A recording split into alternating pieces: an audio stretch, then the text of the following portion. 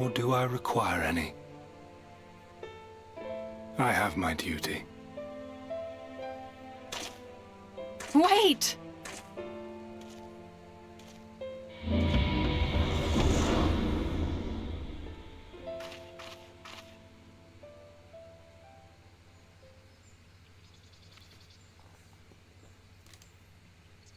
Well, we have confirmed the identity of our foe at least. And 'tis safe to say his objective is the rejoining. But we still have no idea how playing the part of a warrior of light will further his cause, nor why he would spur others to do the same.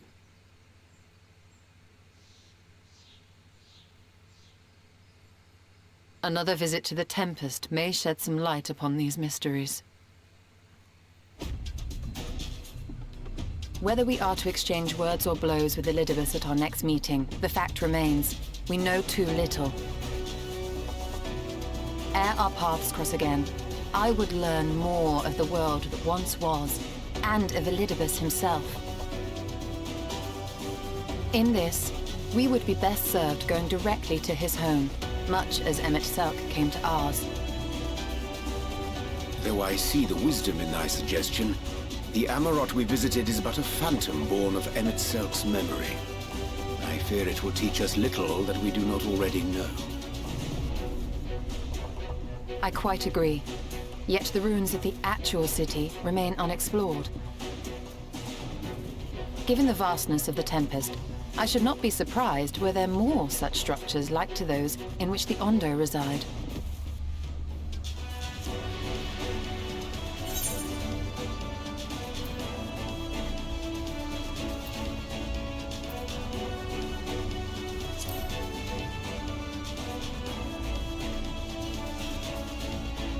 A woman after my own heart.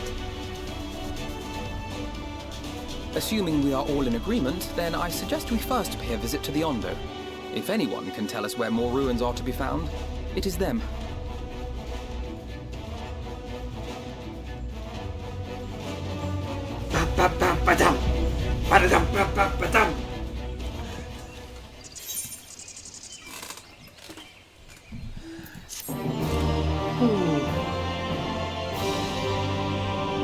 But then, General, hello, Captain!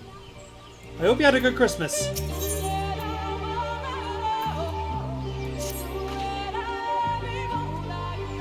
Atheno has the right of it. Let's pay a visit to the Ondo. We should speak with Tullius Ath first, as Chieftain he is doubtless privy to a great many secrets.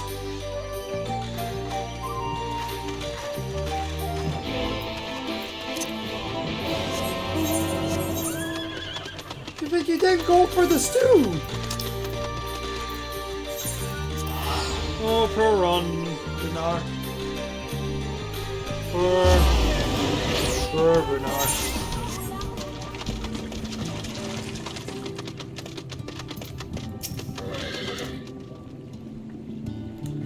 I have sent for no finless ones. Perhaps you instead come seeking something of us. Oh, fuck, Cap.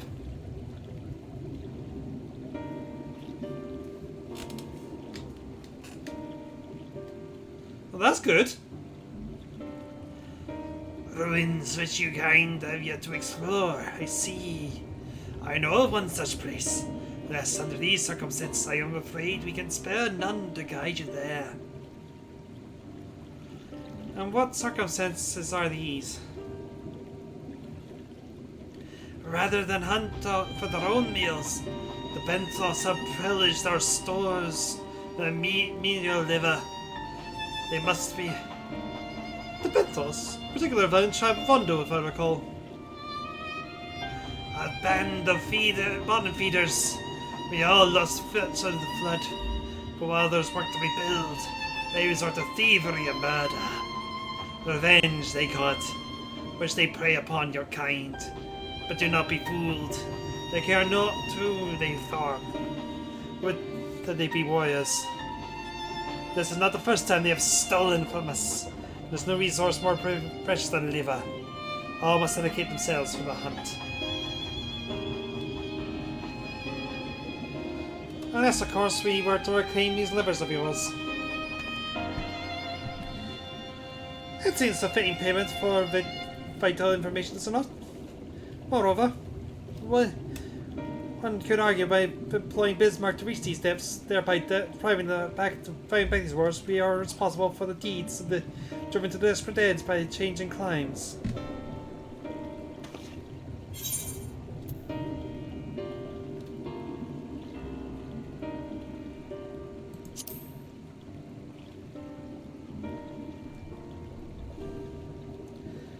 I thought you might say that. You never really want to miss an opportunity to help. Reclaiming the stores it is, then.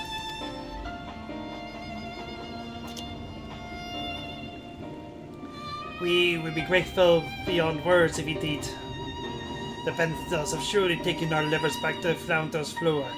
But be warned, there is really no shortage of guards awaiting to spare intruders. Then we have care not to draw attention, shall we?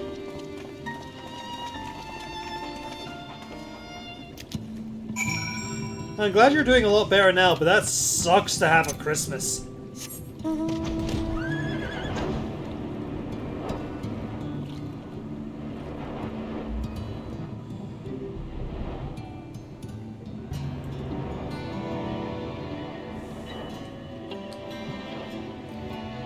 Mine was nowhere near as bad. I just got socially drained for 3 days.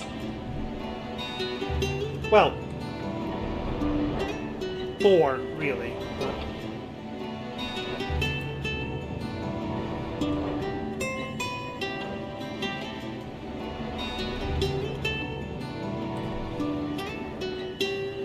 But man.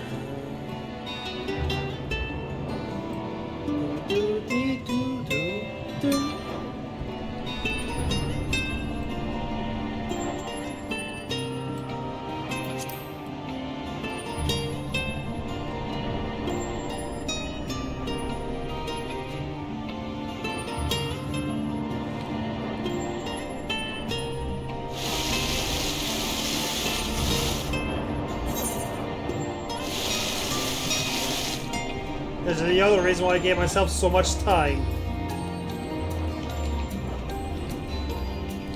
I'm going to get lost.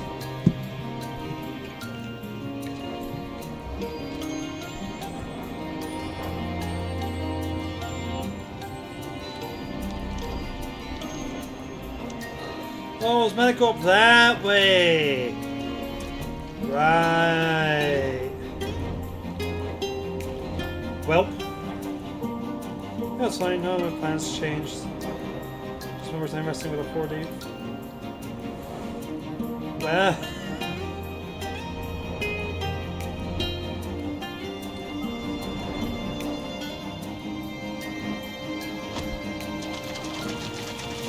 it's good to get rest at the very least.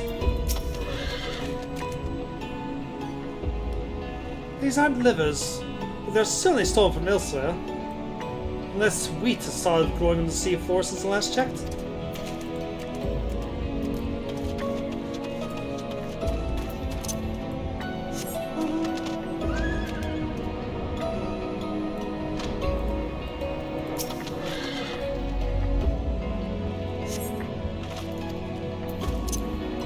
Vegetables.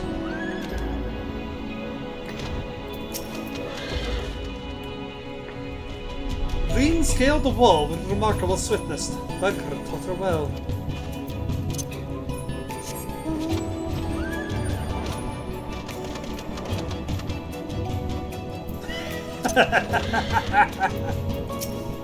The Shubel is staring at Green. Just staring. I haven't forgotten why we're here, I swear. Only this bird has taken his eyes off me since I found it. I think I might be lonely.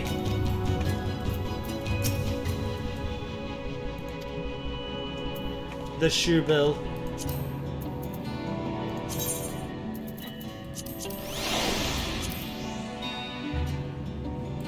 Indeed. Indeed.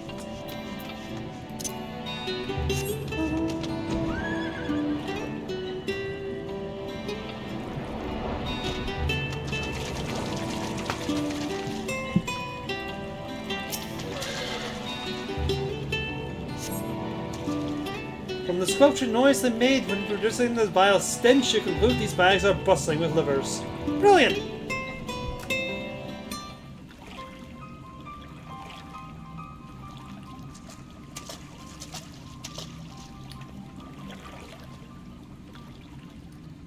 Are those them?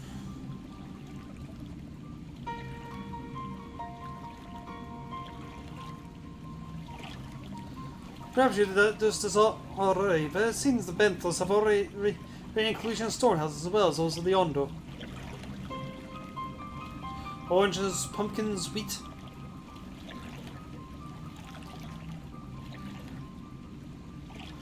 But we can discuss this after we safely delivers back to the Toshath.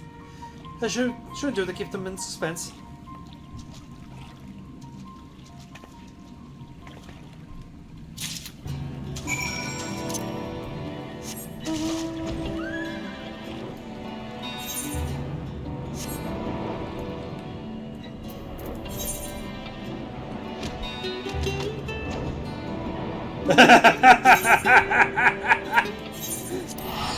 Well done, DG.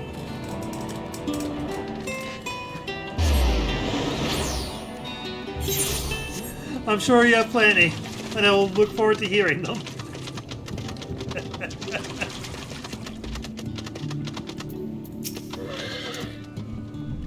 I am relieved to see you unspared. Speared.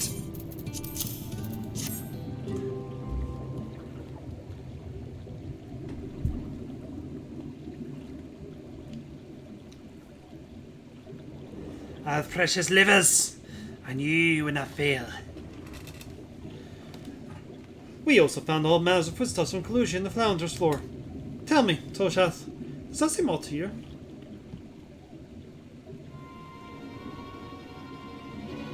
It is brazen, to be sure. Well, my rumours I've heard recently of the crash of thefts from collusion warehouses. The perpetrators entered into it. Then a night were gone before anyone's realised what has happened.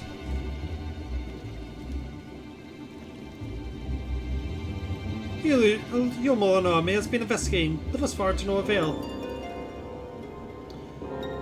For how serious they have struggled so far as the quarries of the sea. The true question then is what they mean to do about it. Well, much as I would like to proceed to the ruins without further delay, we cannot allow the Benthos to carry on as they are.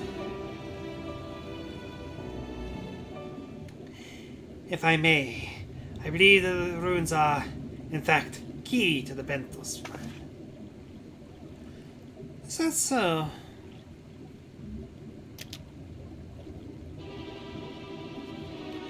These ruins, which lie deep within the ill-mandate land, are recent. We have seen signs that the Benthos are preparing to claim them with all haste. We could not fathom why, but in light of the knowledge that they have been stockpiling resources,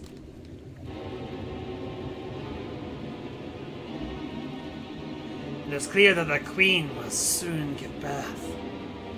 They require space to raise their young, and food for both Queen and hatchling to thrive. Well, we can hardly afford that.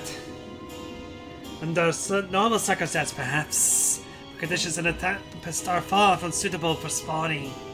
Its resources barely able to sustain our current population. There's only one reason they would disregard this. They seek to build an army, and with it take a revenge upon the Findus.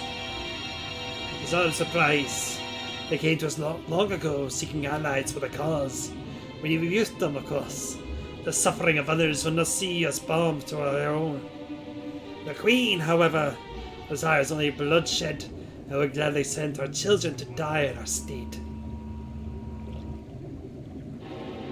If they're planning to wage war, that changes matters considerably. Indeed.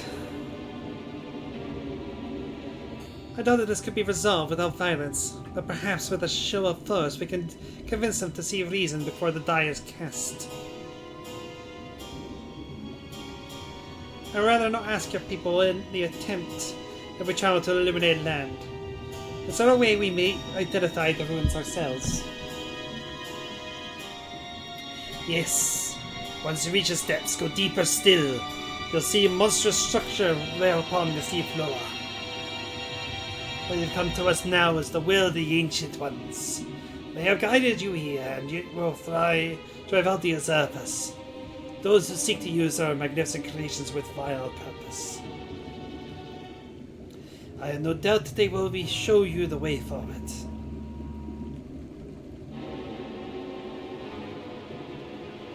I'm afraid that the deed do not speak dead so quiet clearly. Nevertheless, we shall try not to disappoint. If what we seeketh lieth deeper still beyond Damarot, I would call upon the assistance of another.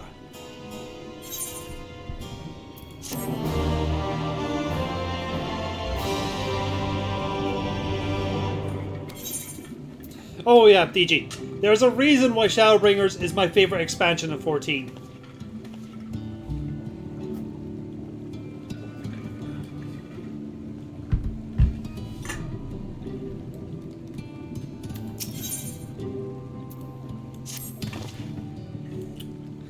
Though a course hath been decided to pursue it, we must needs beseech the aid of a friend.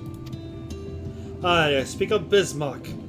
Pray follow me to the Sullen, that we might seek an audience with him once more.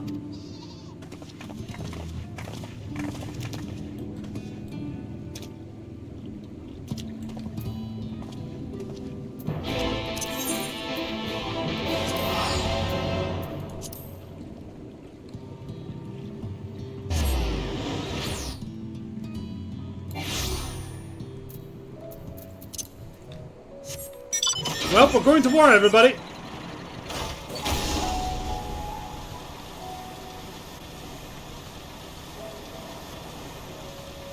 My life affirming is entirely too cheesy and such, but absolutely. Yep.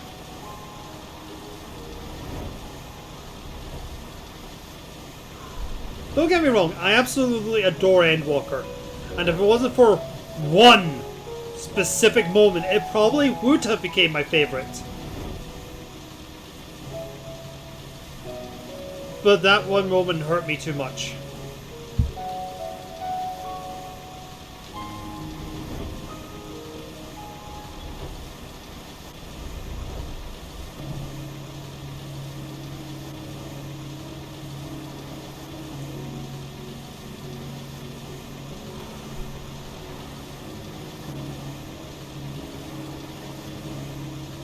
Time to summon the tank of enforced pacifism. Surely I am a follower of the Gundam Wing's teachings of pacifism.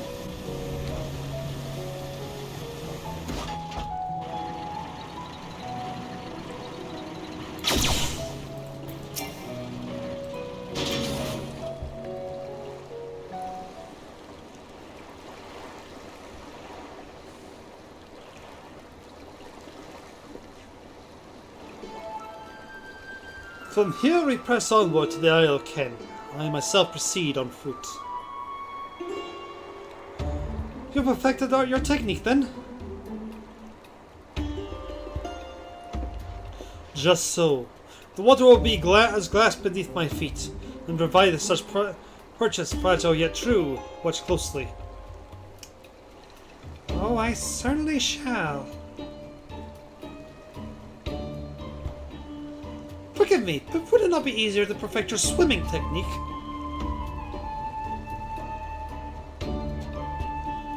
Aye, it would be a pity you drowned. Truly.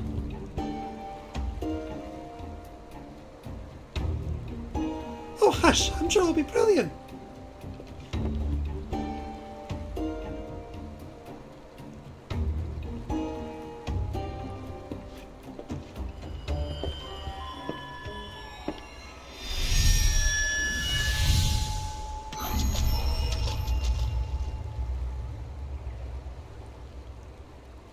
He's done it! Incredible!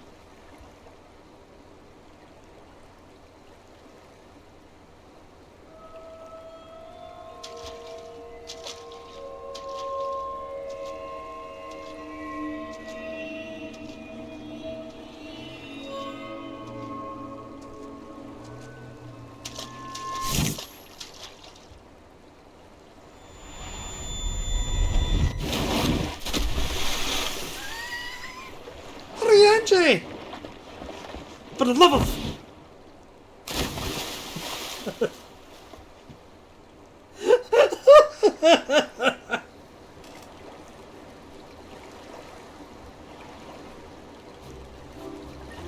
Mine apologies. The technique requires a pursuit of focus, and mine was lacking. To perform this magic, I went so far as to deal with the Thoth, and with their own efforts, I finally met with success, albeit on a single occasion.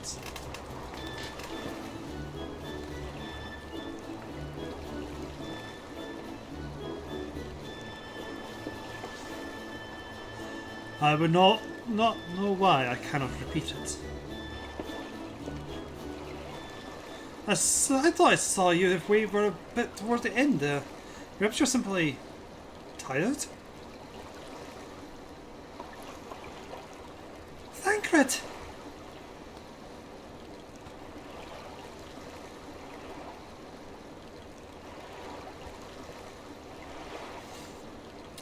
There's nothing to worry about, only a dizzy spell. Though it may not be wise to go for another swim just now.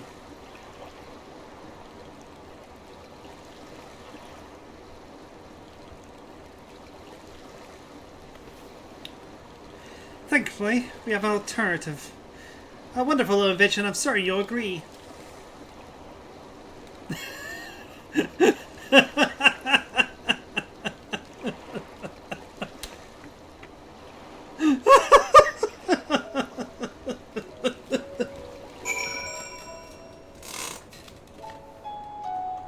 I didn't say any of the expansions were bad, DG.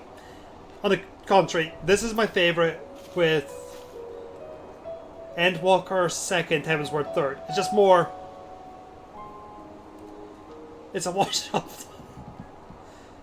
Here I thought she was going to suggest the alternative was alphabet swimming instead.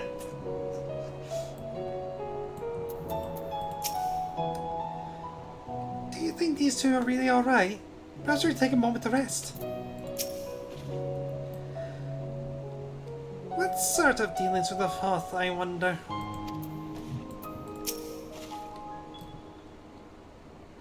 I'll stick to swimming, thank you very much. I must admit I'd been keen to attempt walking on water myself, though I know what Elsie would say.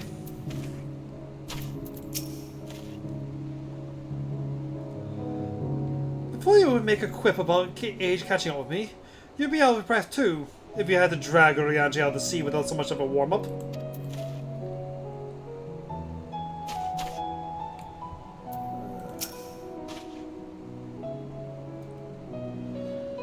I will petition Bismarck's aid on our behalf. Let us pray my diplomacy proveth more effective than my experimental magics. And indeed, Cap, I would invent rather invent magic than wear floaties.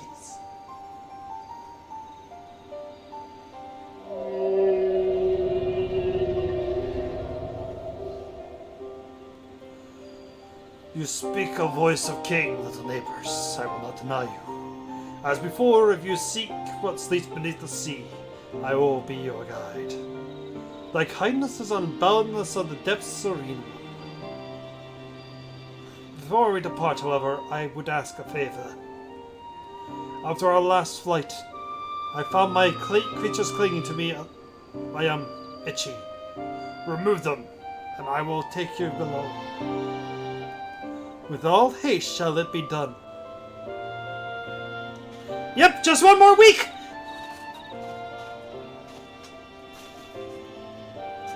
So, did he agree? Aye, though I have agreed to a favour in kind.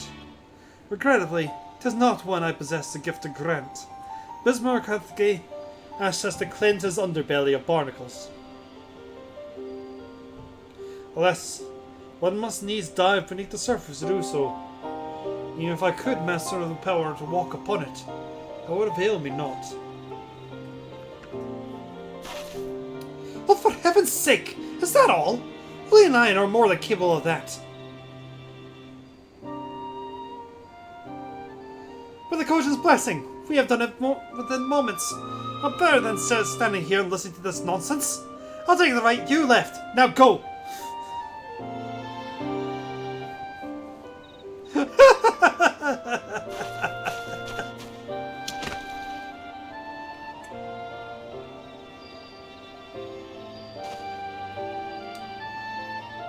I am in your debt.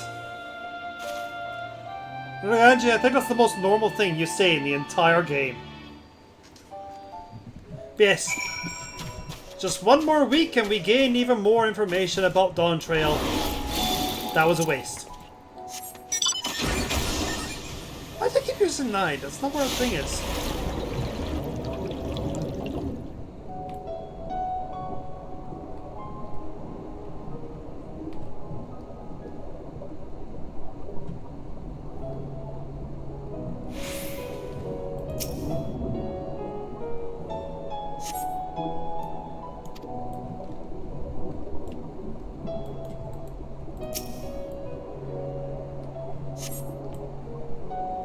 Good deal prime from various angles you dislodge the barnacle.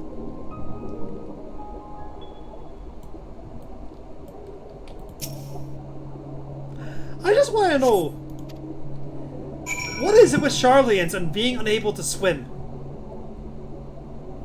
Specifically, Charlian men.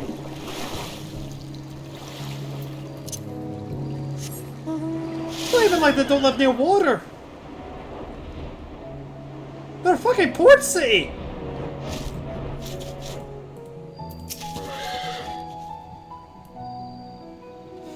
Thine efforts are most serenely sincerely appreciated. I'll inform Bismarck that we may depart without further delay. Yeah, Charlian, elves, and men. They just can't swim! They're in the empty to ego.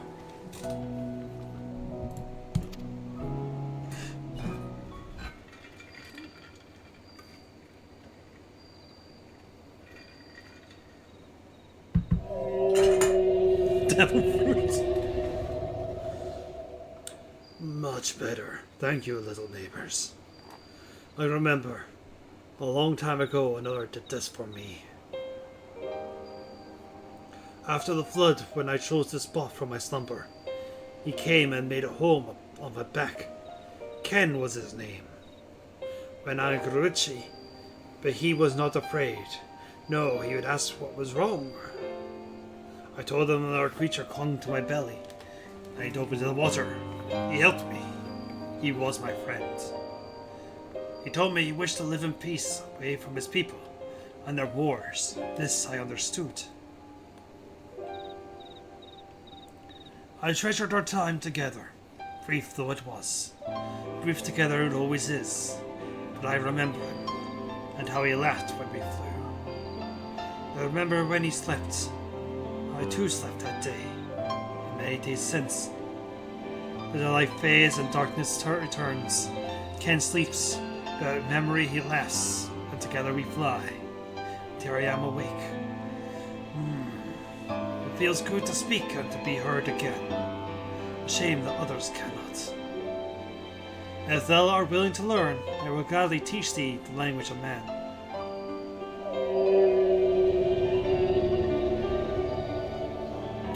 Thank you, little friend.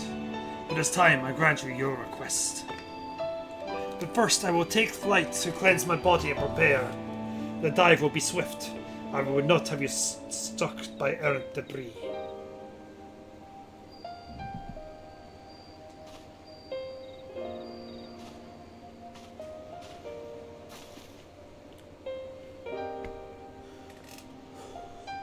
So this island was named for a man. He passed not even 100 years ago, and the truth has slipped from history, like so many grains of sand. Might have some explanation of what he just said, or shall we all stand about making vague and mysterious allusions? While he maketh ready to deliver us unto our destination, Bismarck bade us wait for him on the shore of Kalusia. That's all. It was ill, so there was more to it. Indeed there was, but I have no bearing on the task at hand. I shall be glad to share the rest of you anon.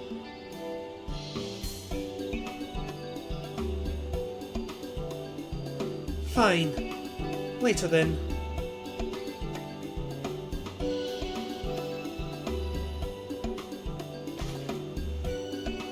Bismarck requires time to repair, might I suggest a short respite? For Angie and Tancred in particular. I require no such thing. I am in the picture of perfect health. Mine was but a lunar lapse in concentration. Worry not on my account. You mustn't put yourself so. Please rest. For me.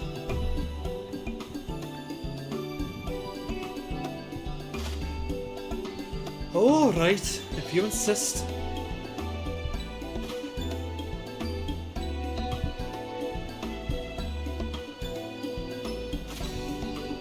You too, Relina. You've been running around yourself ragged. Yes, ma'am.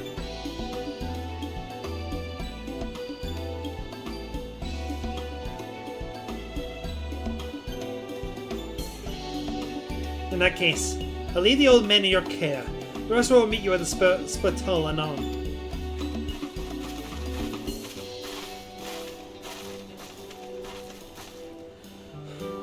Word of advice, never let it show.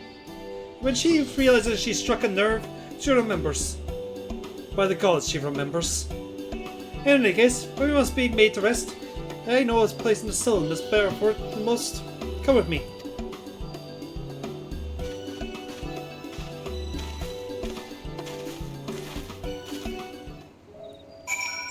That could be the case, Camp. They are indeed all built like Lanky Kong.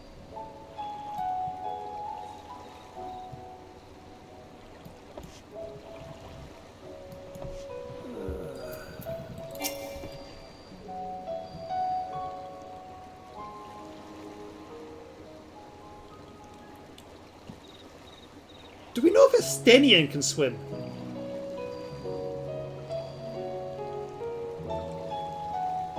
May as well have a seat. We wouldn't want our elderly knees to give out.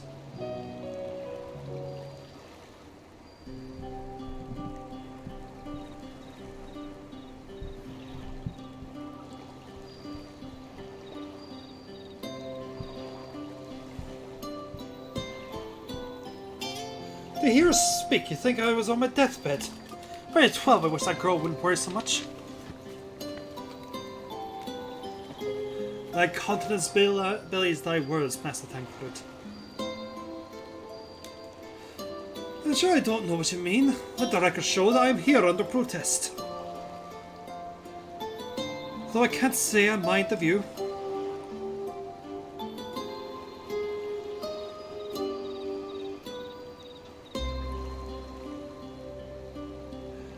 And if the abundance of anglers is any indication, you have an amateur and might land an impressive catch. Shall we try our hand at it? Help! Someone! Quickly!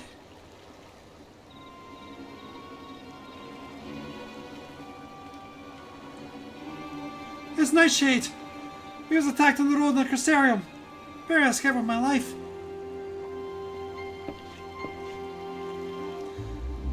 I suppose we might have predicted this. That's true, Cap. We could probably just jump over an ocean. You'll help me for free. Thank you. If I recall correctly, Nightshade is a local band of outlaws. I doubt they'll trouble us over much. No more than they already have done by interrupting our relaxation. At any rate.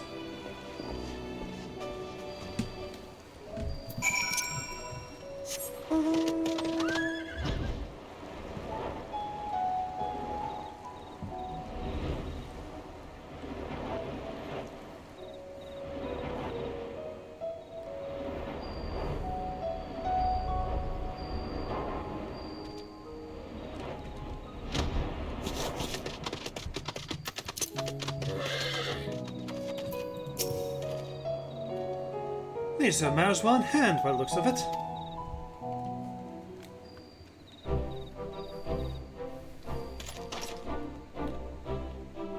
And don't forget this kindness. May we meet again.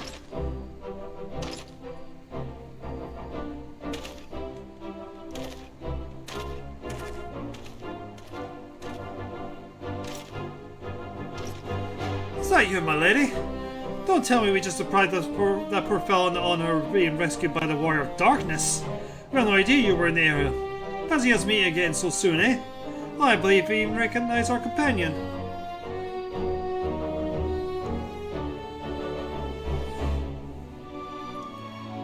Ah, yes, from the infirmary. We had a message from the Crystal Exarch, did you not? It was good to see you back on your feet. And on patrol, no less. Oh, it's nothing as official as that. Strictly speaking, we're off duty. As we had a free moment, we thought we'd give a few of the less traveled roads a look. The guard doesn't have enough hands on patrol that regularly, you see.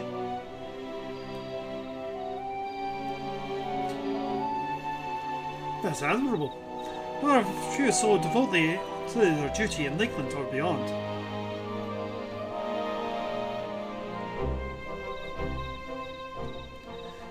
Well, we've been talking about it for a while, and neither of us is satisfied with just seeking out our service. It was like we could do even more. Like we should be doing more.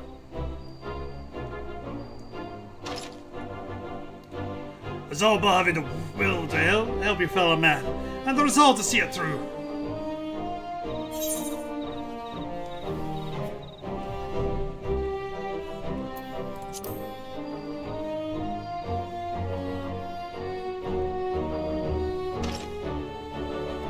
Sorry, my lady. I got a bit overexcited the other day. Couldn't get my words out.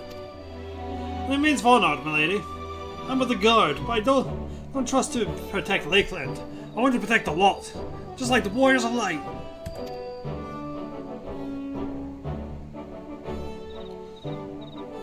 Sadly, our duties prevent us from venturing out too far from our own little corner in Northrend. What I really like to do is travel, to better ourselves and go where others' needs is greatest. But everyone has to start somewhere, don't they? For now, if we can't stop Nightshade from robbing the old fisherman, well, that's what we'll do.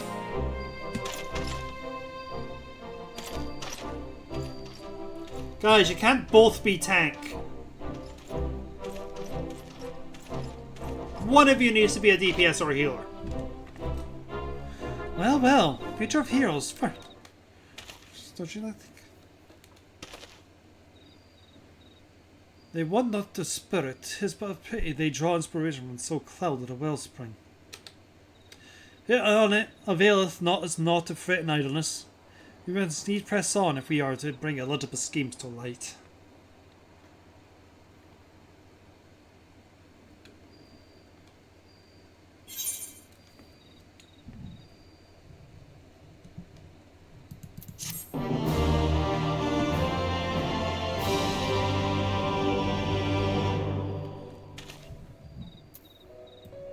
What the? Oh, okay. That was weird.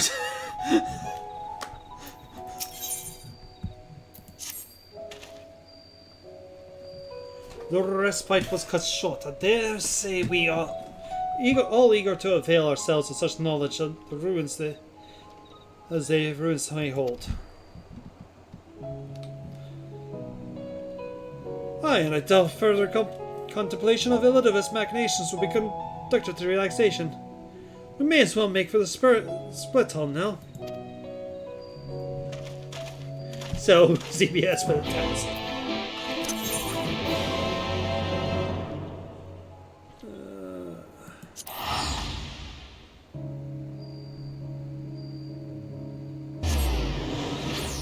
That's actually a fair point, Cat. We know there has to be a dancer because we have Lana.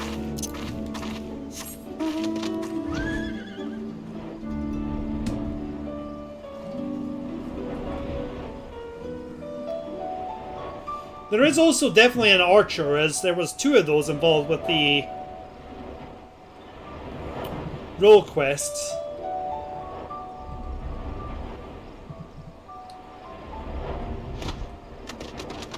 It's healer that seems to be in trouble.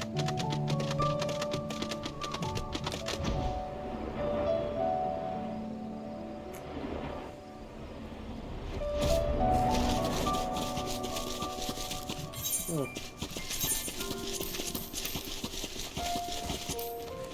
Hey!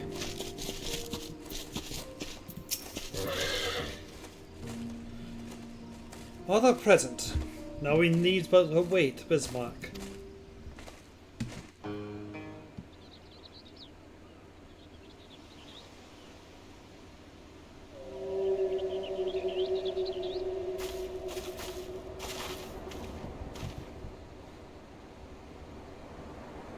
"'Tis time. Pray make ready."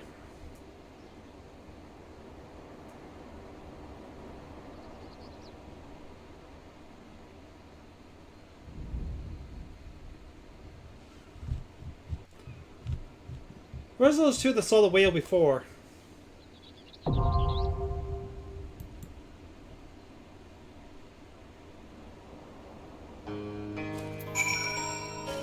I think Thancred already knew Gunbreaker before coming here.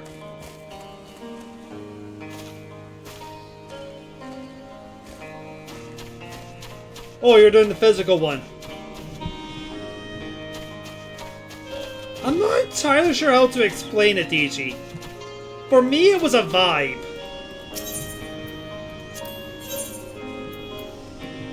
Alright, who are we bringing?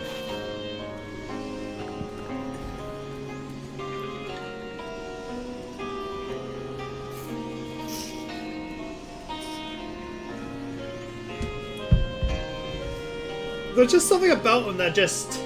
Ugh.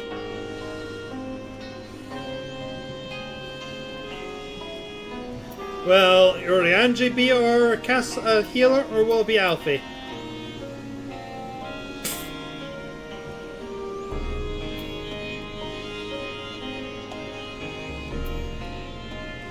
Yeah, I've had a lot of Urianji for this one.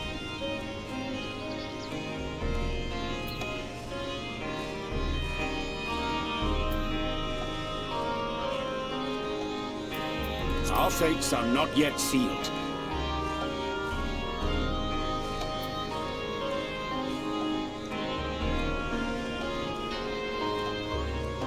Alfie, Estola, and Reen.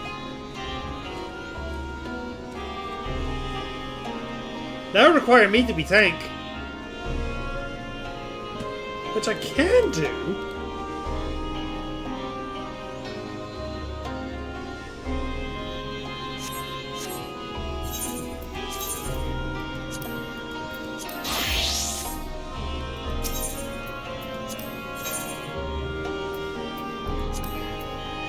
Here we go! So that's part of you one, Captain.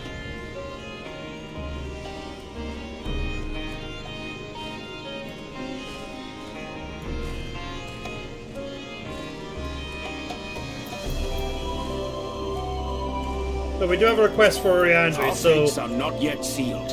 How about this?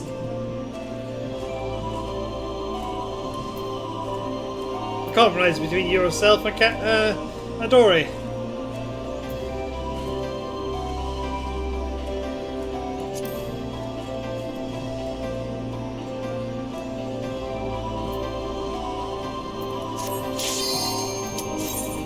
It is very dual. This was a Christmas present!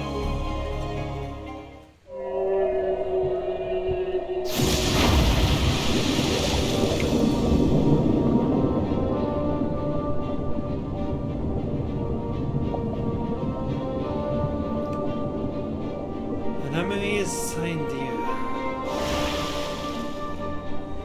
Yeah, I can believe it. Especially I've had a long break going back down the back. I think specifically it's the hat and maybe the coping. Duo was dressed more like a Catholic.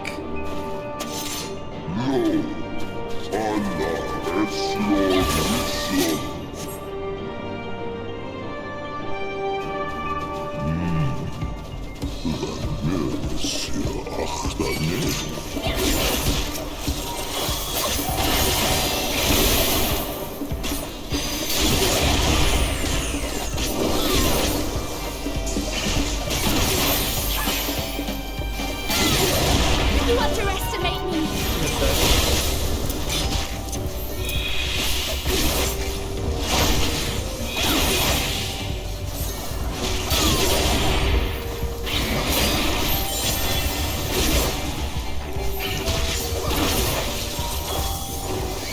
yeah, no, I got this for Christmas. What? Why are we all running? Alright, cat. Thanks for stopping by.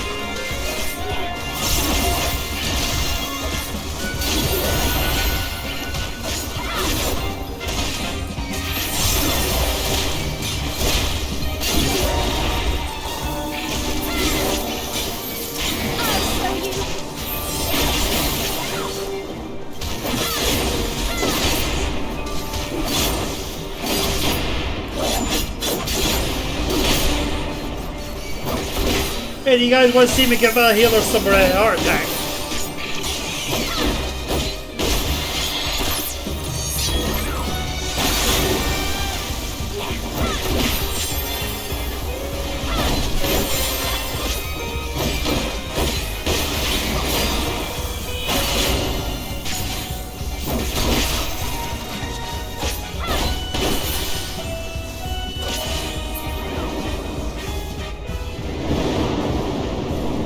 That's it. Next one you go down to making fire.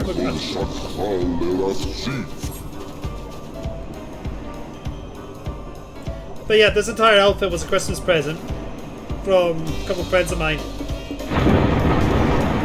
It's very expensive.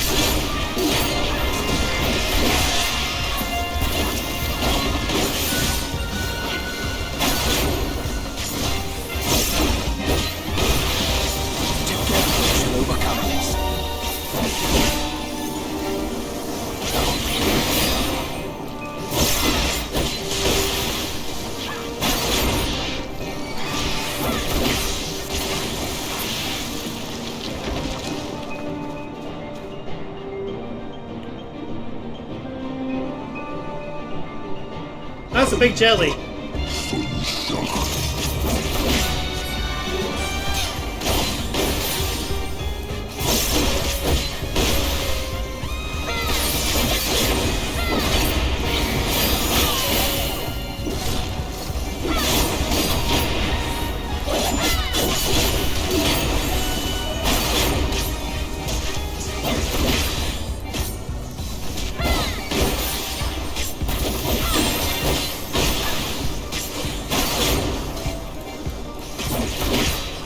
And indeed they did, DG.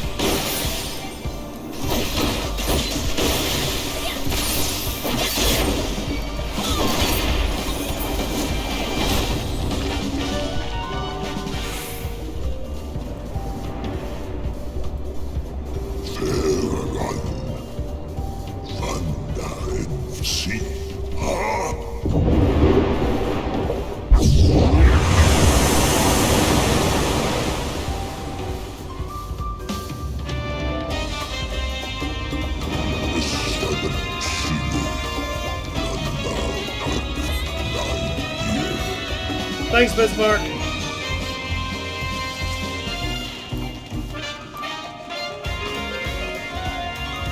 Oh, hey, a dinosaur.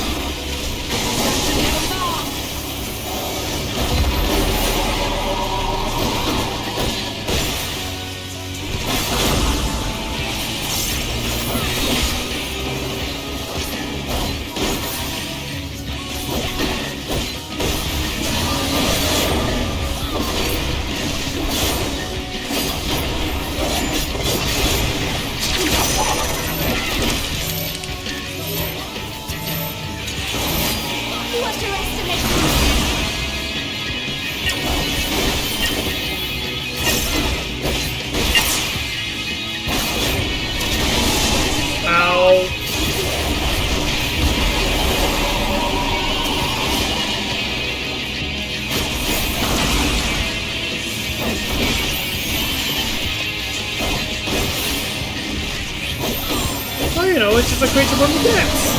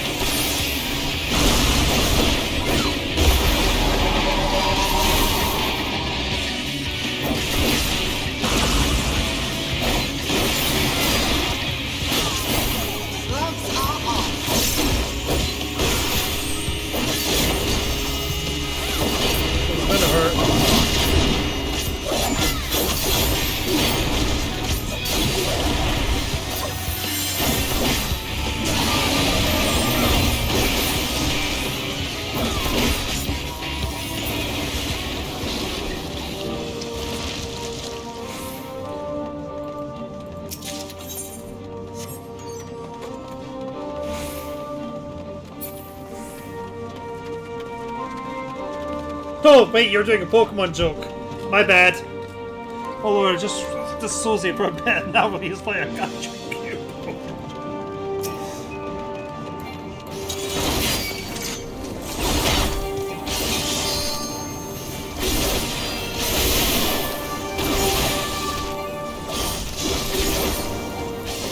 Sometimes they always away of these things. You guys can probably tell I don't play tank that often.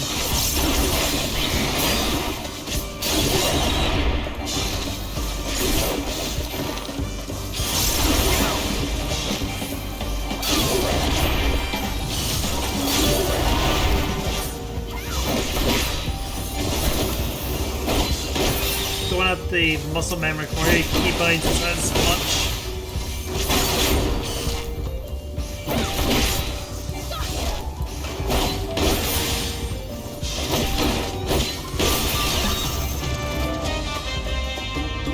Stolen his specific RT's worth of 7 stolen, so it's not the name of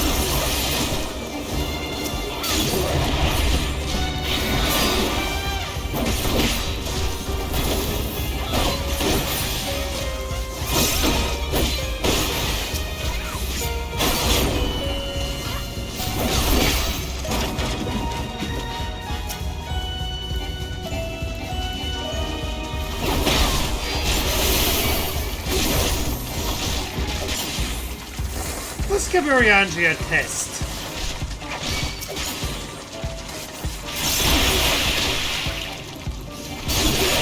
Can he handle this?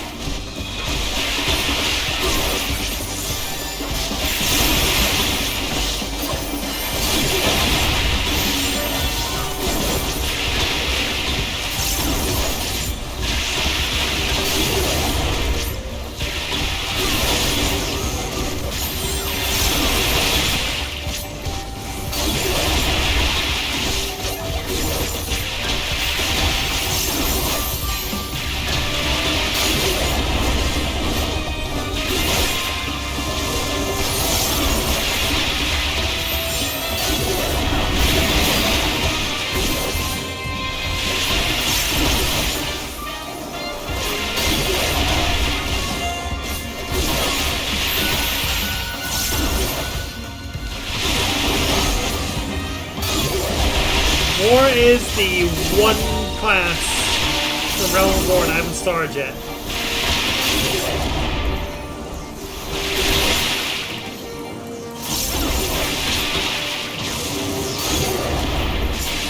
Right. Good job, Oriente.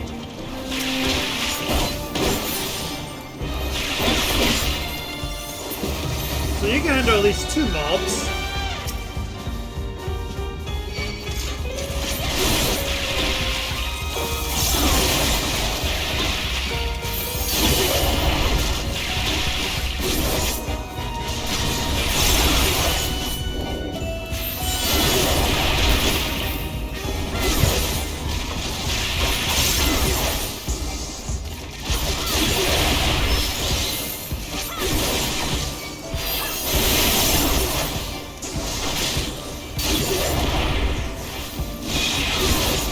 I do actually like playing Gunbreaker. I'm just not comfortable doing dungeons and the like with it yet.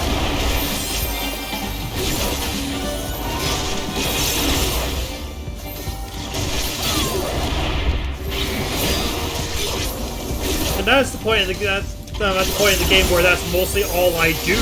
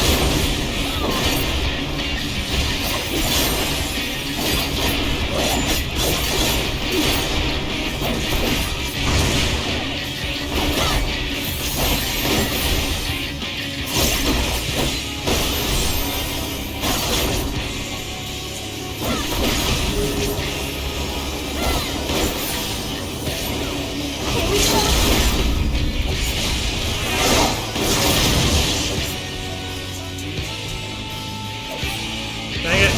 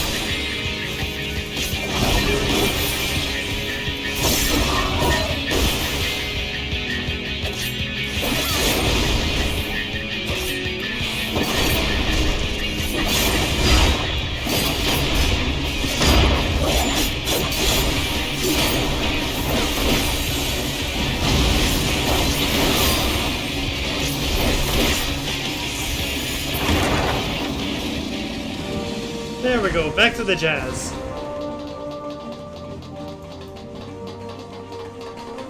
Oh!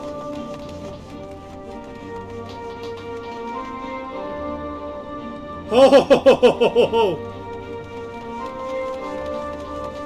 Well, you wanted information, you Stola.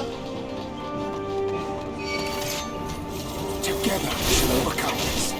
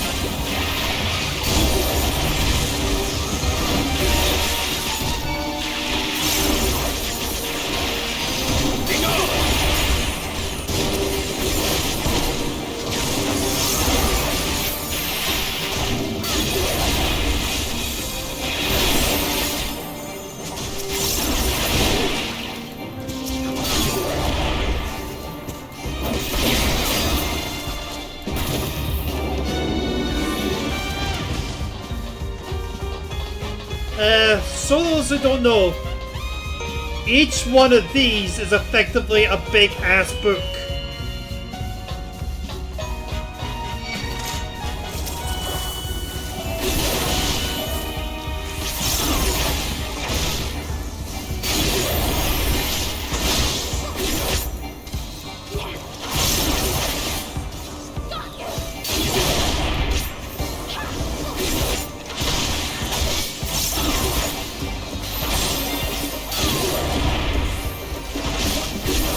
Which these guys are popping open just to make summons.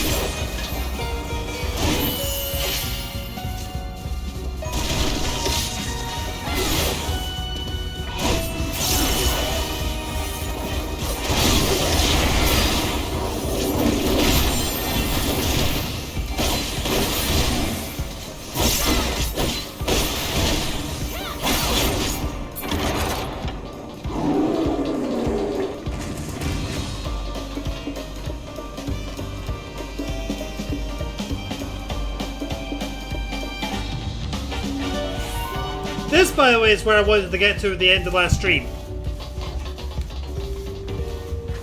Well, to be more precise, the previous mission is where I wanted to get to before the end of last stream.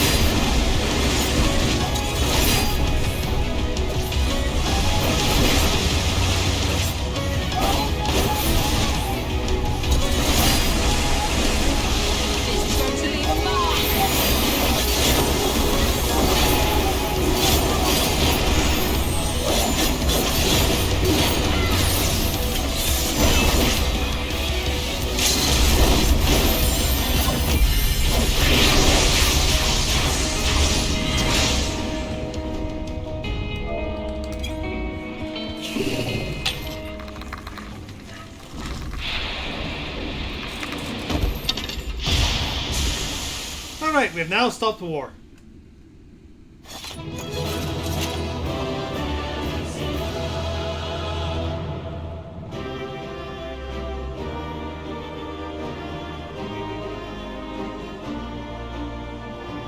Da da da da da da da da ba ba ba ba ba.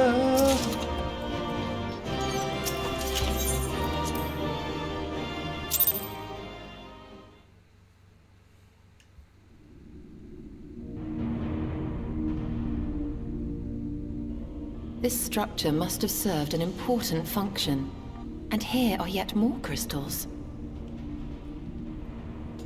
I too noted the crystal repository on the way. The Benthos seem to employ them in their spellcasting.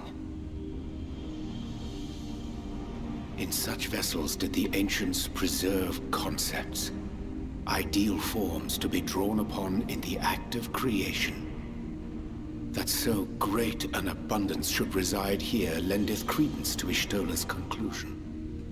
This facility held great significance.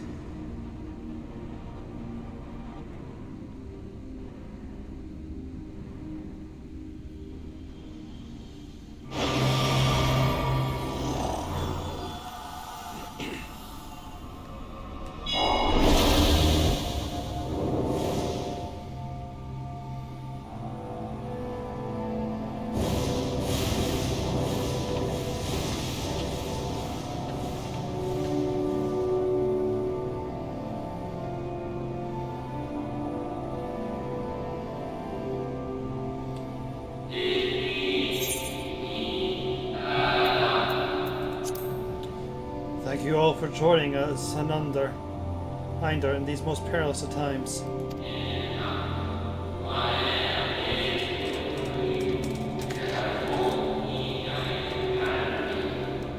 By the summoning of Zodiac have we gained a reprieve.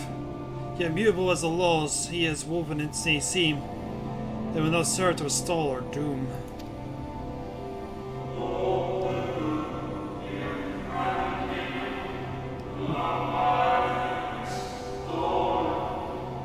Nay, should we continue down this path, our fate will be the same.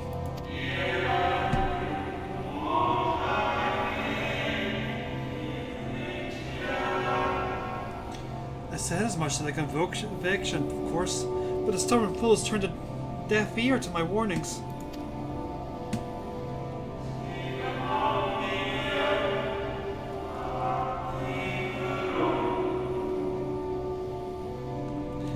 I had hoped that the defector at least would side with us. By regard to report, our overtures have gone unanswered.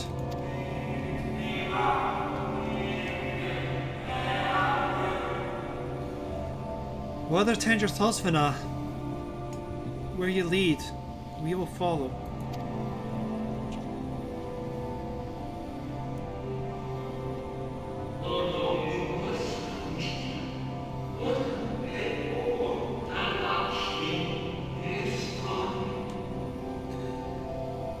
I shall not speak ill of the conviction. They too seek only to secure the future of our star.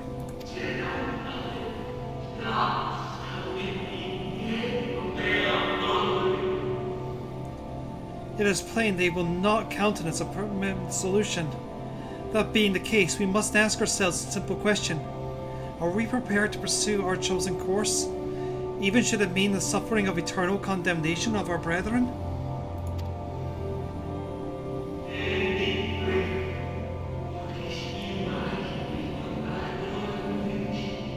If so, I see no further reason to demur.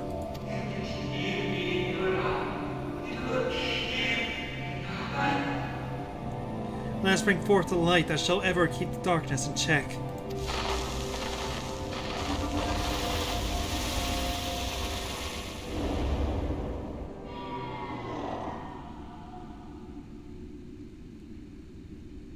So, it was they who first summoned Hydaelyn.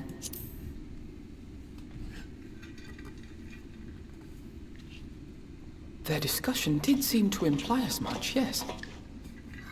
I cannot say I have ever heard of this Venar before. For a certainty, Emmet Selk never uttered the name, speak though he did of the schism which Zodiark's advent wrought upon mankind. Some were of the viewpoint that his power must needs be restrained, and to that end did they call forth she who would serve as his shackles. We now know that it was this Venar to whom they looked for leadership. And that this place, in all likelihood, served as their headquarters. The presence of such intimate records attests to that. I would hear what else they have to tell us. All of it. Did anyone see the source of the image?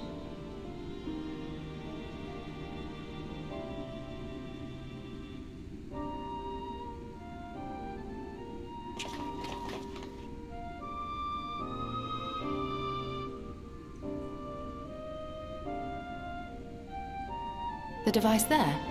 Then let us see what other secrets it holds.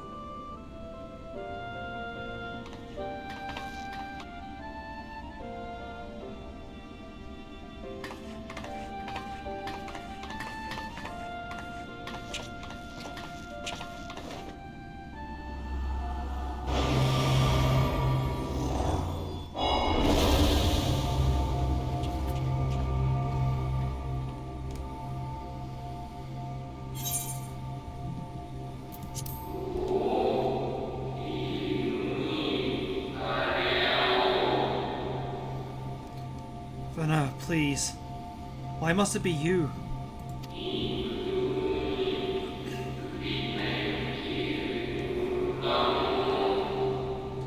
If I may speak plainly, I would sooner have any other. You are our leader. None could take your place.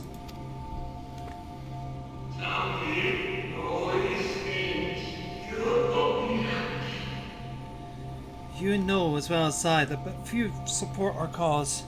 Far fewer than they who place their faith in Zodiark.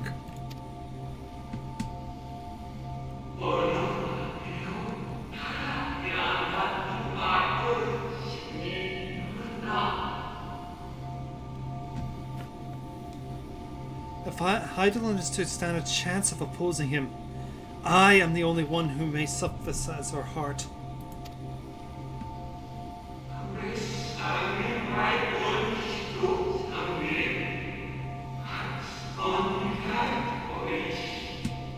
Rest assured, however, I shall not vanish from this world. The form I take shall ever remain my choice.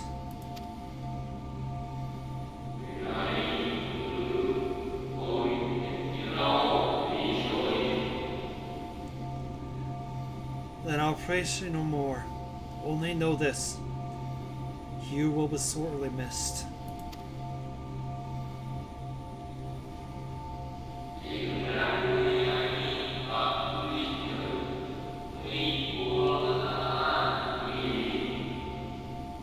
I wonder, is this how the Convection felt about Elidibus?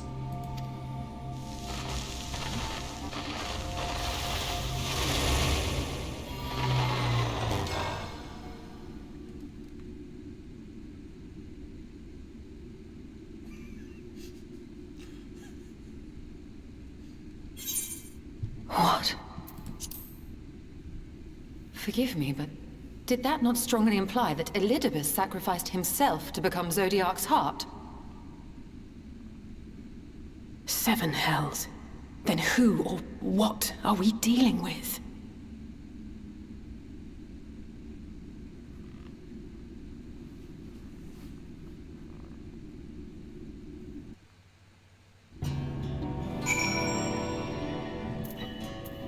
What? Indeed.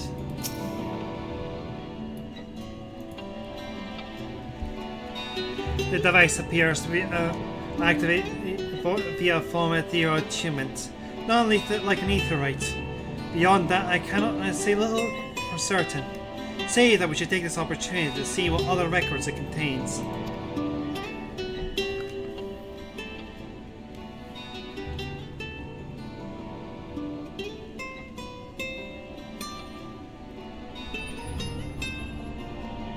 No response. Confound it.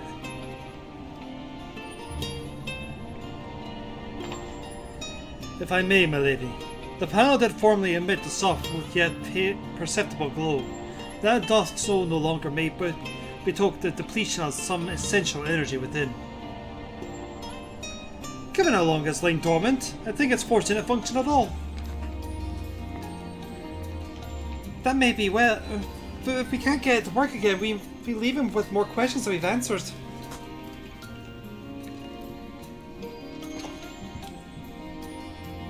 The white-robed emissary hath named himself Elizabeth. Yet if the shade spoke true, Elizabeth ceased to be ere even the sundering came to pass. This calleth to mind the truth that M itself did once reveal in passing. That by the names we know our foes are not those given to the Essenes at birth. Rather they are titles of office, afforded to individuals on merit at such a time as the role became vacant. Perhaps the Elizabeth at Zodiac's heart, an emissary with whom we are acquainted be not one and the same, but the predecessor and successor.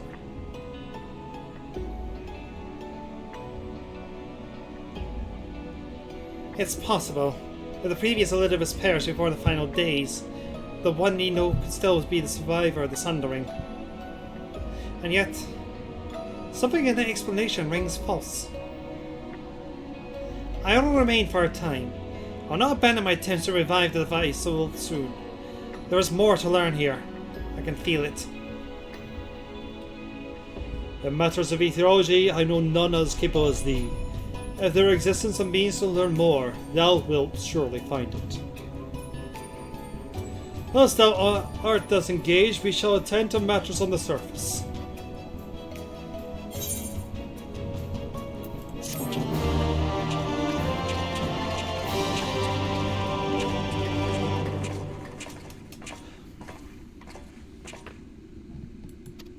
To be fair, DG, thousands of years and no one to talk to, I'd probably turn into a rock as well.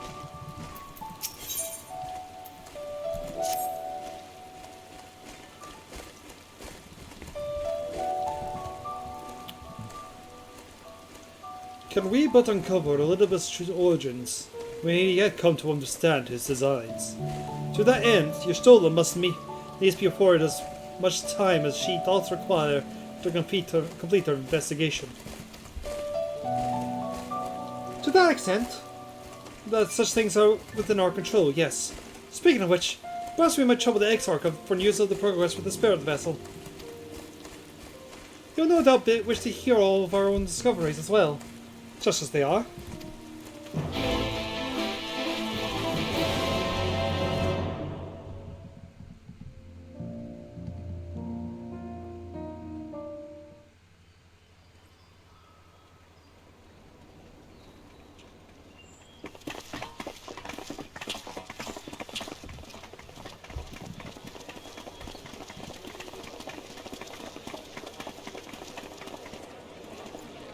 Dare I ask what's going on? Ah, excellent timing. For me, in any case. We have a problem. The vast majority of those gathered here are presently in the employ of the Guard or else one of the facets, and no longer wish to be so. In principle, all are free to change vocation at any time. But a city does require a certain number of people in these positions if it is to continue to function. For the moment, I have asked them to postpone their resignation until such time as replacements can be found.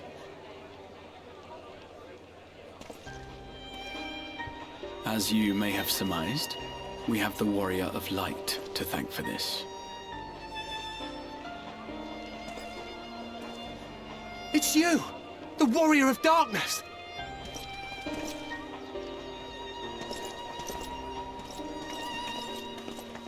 You understand, don't you? Someone's going to have to look after this place once you're gone. We just want to be ready to do our bit when the time comes. And not only here, but everywhere. Which is why we've got to get out there and lend a hand to those in need. That's what you did, isn't it? Even if it was just little things at the start. You helped people.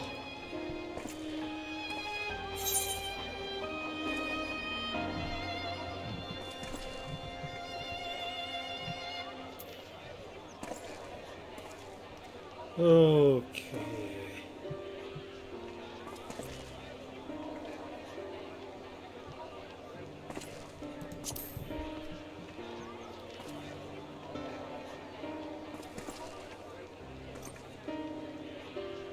And we're trying to do the same.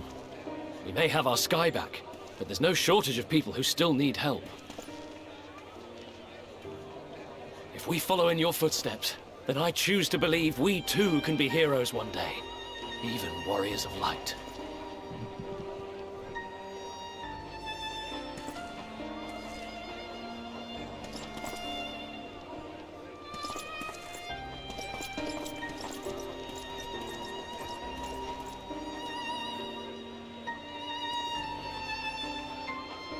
What are we to say to that?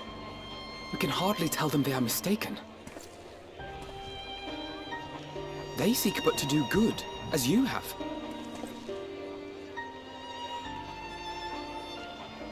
But no more can we stand idly by and suffer a paragon's scheme to proceed unchallenged.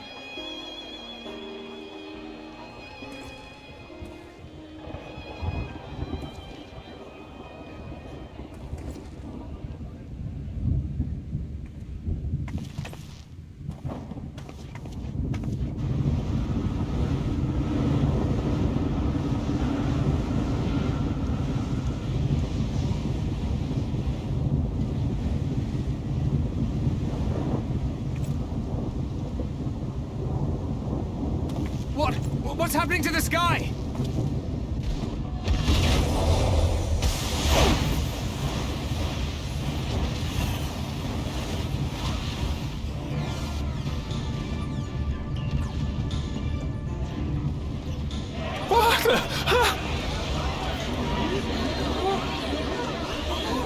Wicked White. Oh no!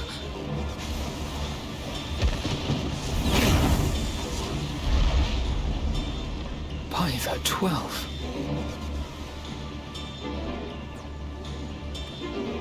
A star shower.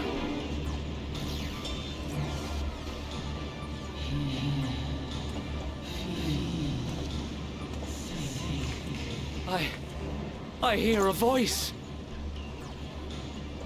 You and all? Then why does it feel like it's inside my head? Hear? Feel? Think? I hear it.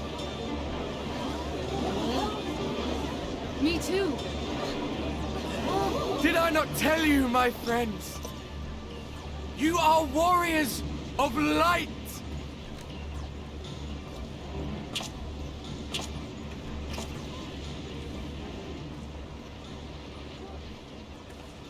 You're back!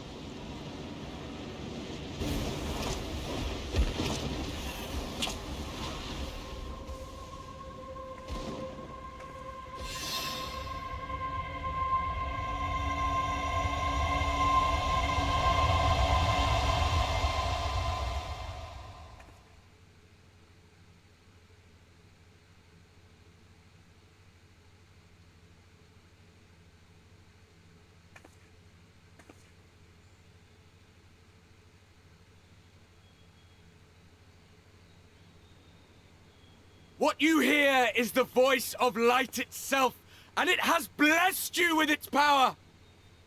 Welcome to the fold! I'm a warrior of light. I've been chosen? Can it be? Me, the hero.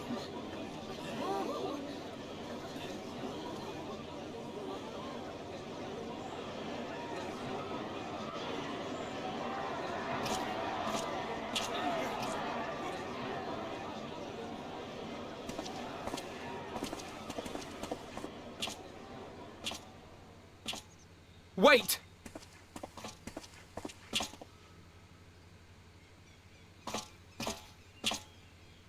The falling stars, were they your doing? And why do you need warriors of light? What, am I to reveal my plans simply because you asked? Nay, I think not. Though the stars, I acknowledge mine. A convenient illusion, apt to awaken what little is left of the power that once resided in your sundered souls.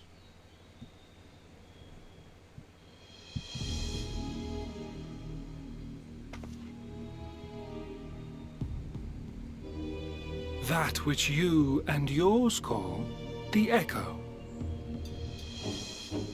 And an echo it is, of a symphony, but a fraction of what men in their completeness once possessed. Even those among you who tower over others in the gift have only the faintest trace of it. But though sundered and forgotten through death and mocking rebirth, it has persisted. A whisper of our past, burned into your very ether, along with the sight of our end. Through the rekindling of memory, I have awoken the ability, just as Heidelin is wont to do when she has need of new minions.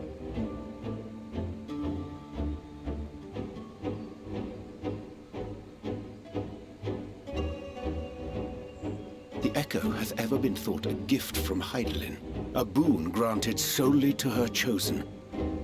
Yet thou wouldst claim she merely awakeneth the power that men should hearken unto. Her voice. Given the perceived simultaneity of her call and the awakening of her chosen's capacity to hear it, it is only natural that we thus attributed the source of the gift.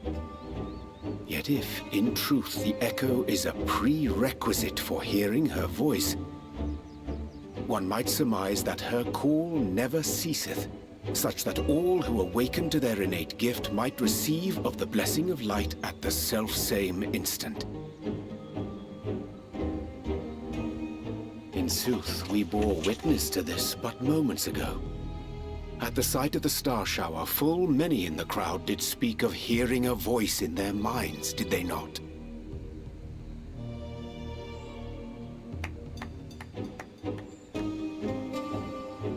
Just so. And whenever Heidelin has need of new servants, she is quick to pluck comets from the heavens or create illusions of the same. Why then didst thou conjure this vision, full knowing that thine age-old foe would thus claim those awakened to the gift?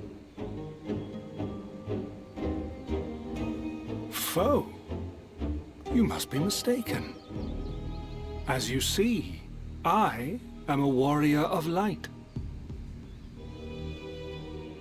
And together with my comrades in arms, I shall save the world. Just like you.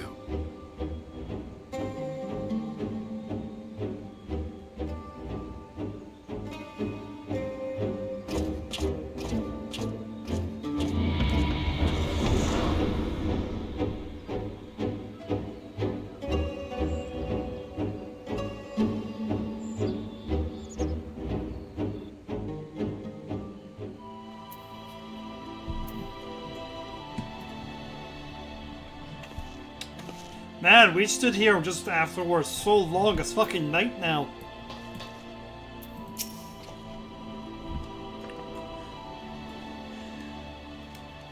The more Elidibus reveals, the less I understand.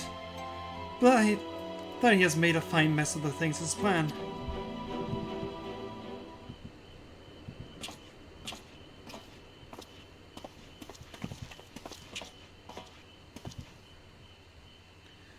He is gone, then. I managed to persuade a number of our would-be deserters to reconsider. or at least delay the departure, but as many are deaf to my entries. Young Thaler and Voland among them. I'm sorry to say that they have required the ground. Nevertheless, I am whether how little his plans for them might be, their pair may have only ever made their intentions brief. I can't hardly blame them for thinking themselves heroes elect. Not having been blessed with the echo, and it's not as if they haven't shown their acquisitive spirit.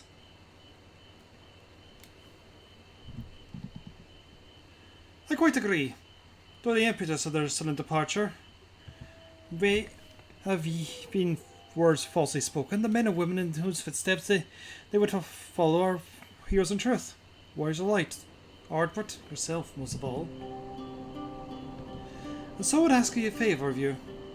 Speak with them ere they embark on their journey, and furnish them with the wisdom that you can. They set off for Admiral launch, but you should still be able to catch them if you leave just now.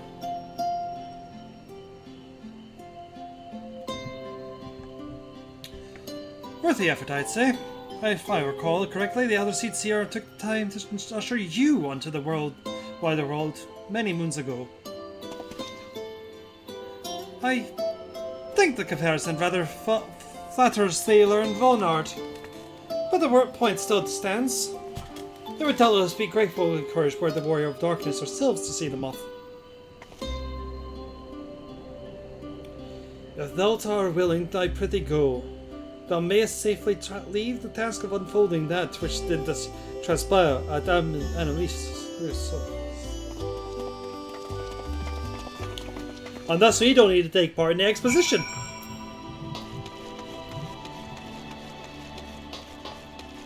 But hold on, I was just getting steam up.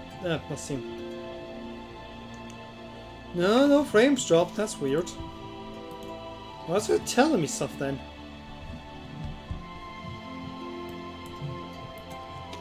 Weird.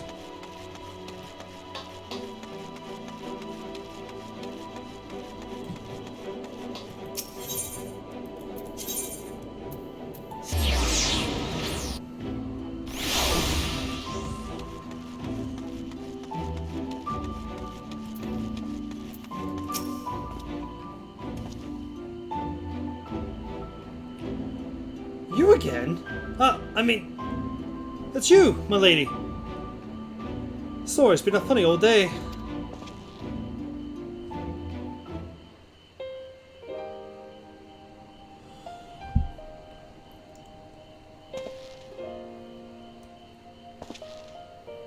You can be assured we'll take those words to heart. I still believe it. You're coming all this way just to speak to us. I swear we won't let you down. As long as it helps someone, we'll do what needs to be doing out there, no matter how small. And when the larger threat looms, we'll be ready to face them. You see if we aren't.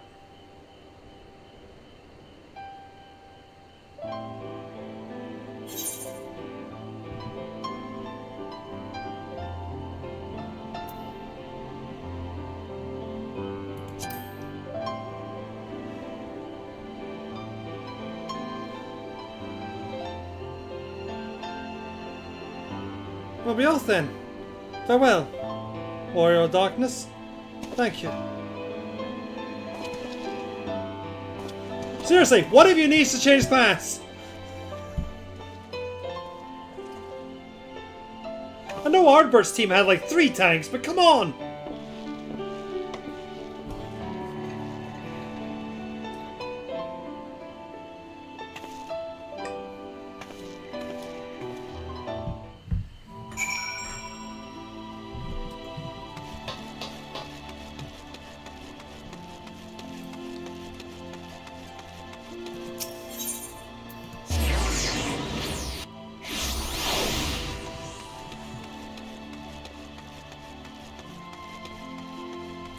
Where's my shoe belt? Oh, there it is.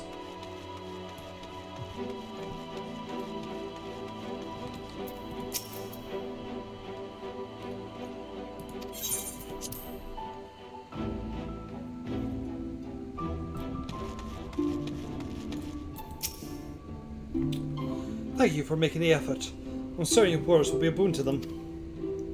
While you are away, the others told me of your investigation. We have yet to discuss how to proceed, however.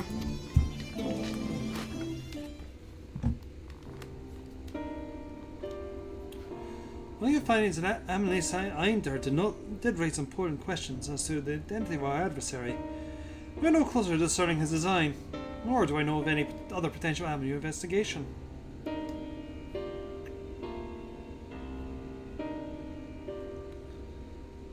For which we must needs to trust your Stola's ingenuity, and wait for her efforts to revive the ancient's device to bear fruit. What if I were to attempt to follow the emissary? Loose as he is, his plan compels him to court public attention. He shouldn't be impossible to find. Especially for one of your experience. That doesn't seem worth the attempt. Then I'll come with you. Safety in numbers.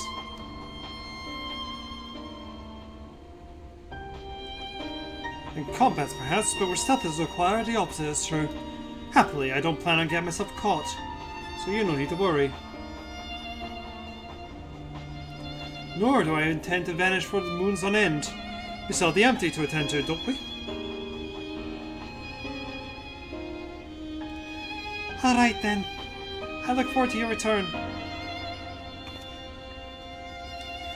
Then it sounds like the rest of us should be avoid doing anything which might prompt Elizabeth to look too closely at our movements.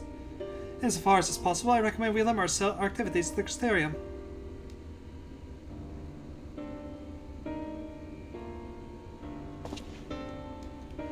Speaking of which, Exarch, might I ask if you made any progress with the spirit vessel?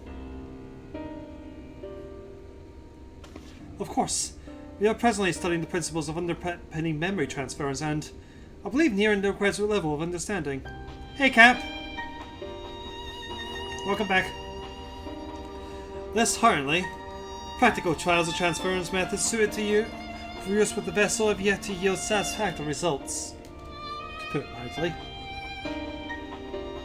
But there are still plenty promising possibilities we have yet to test.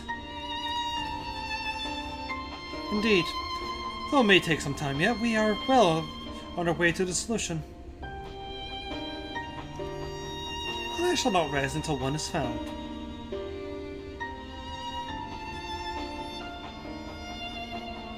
Though we are grateful to our thine instilling that for spouse needs not labour to the exclusion of all else.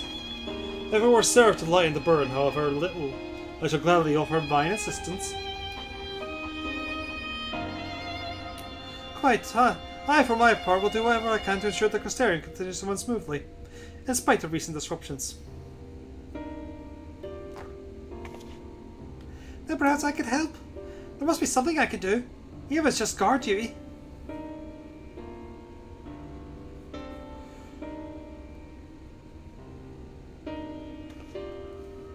Thank you. All of you. I shall breathe easy knowing for your assistance. Of course, on the evidence of the recent past, I will not be long before some of your crises arise to throw our plans to disarray, at which time your services will be in particular demand.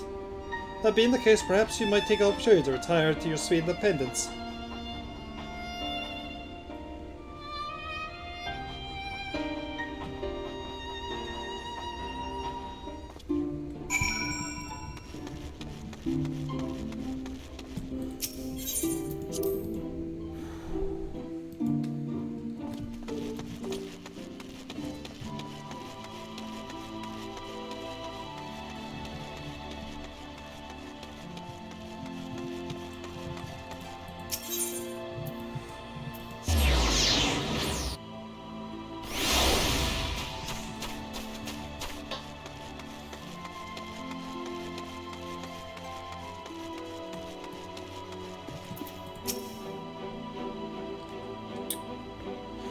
A pleasure as always, Mistress Westknight. I'm relieved to see you on hand in the early commotion. Though if I may, you do look somewhat weary. I presume you'll be retiring to your suite? Very good. Do let me know if there's anything you require.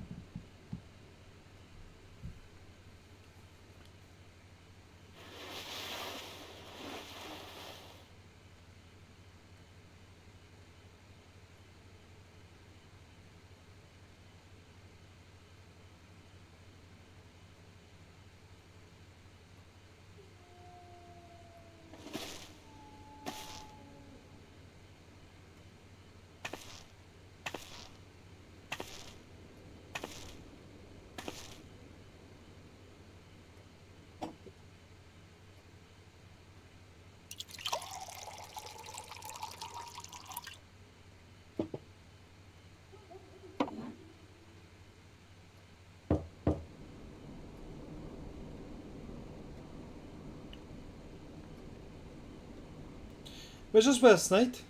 This is Cleland from the Wandering Stairs. I apologize for calling so late.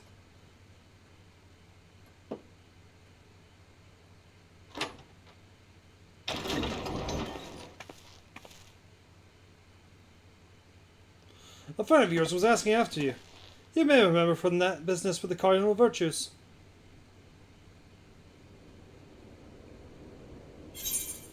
Whichever friend is knocking at thy door.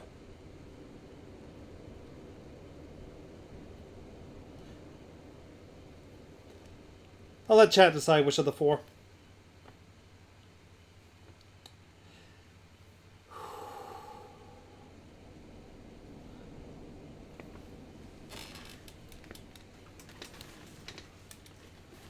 And yes, Echo users always had the Echo. Heidelin just basically poked us into being aware of its existence.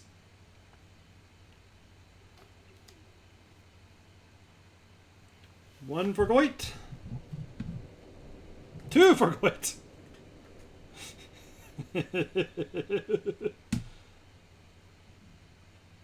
Going once. Going twice.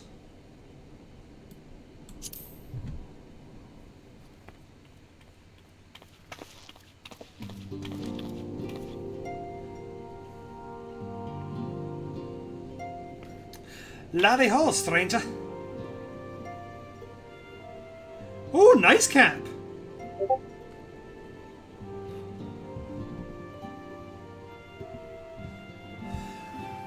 So there I am, minding my own business, quaffling ale, when I hear a ruckus outside. And then, clear as day, warrior light. That sounded like a lot of trouble to me. I knew there, if anyone was going to trouble herself over that trouble, it'd be you. So I gave Galen the old, but I'm your best customer routine, until you agreed to bring me here. And now I know where you live. Great, ain't it?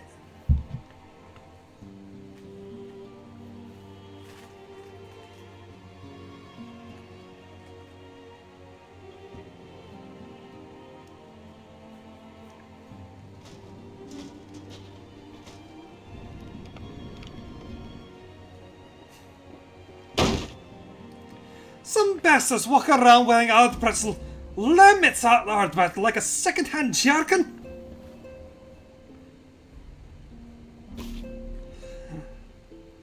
I don't know what's more offensive. That or you let him leave without a proper dwarven decking.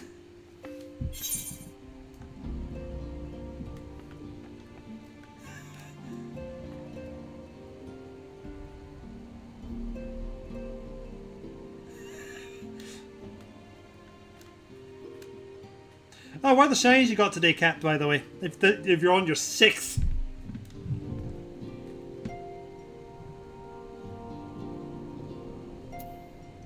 Let's go with...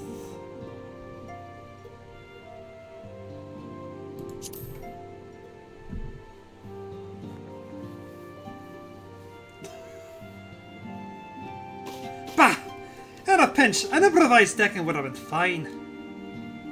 Tell me what. I'll show you how to knock that bastard flat in the blink of an eye. Here and now. Taboos be damned. After all, we ain't about to let him keep on that, are we? Pretending to be Ardbert. Lamets Ardbert.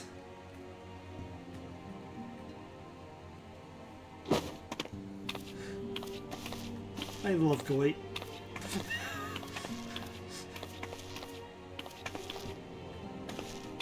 Step 1. Mega Fist. Step 2. Extend your arm like so. Step 3. Be him senseless. Got it?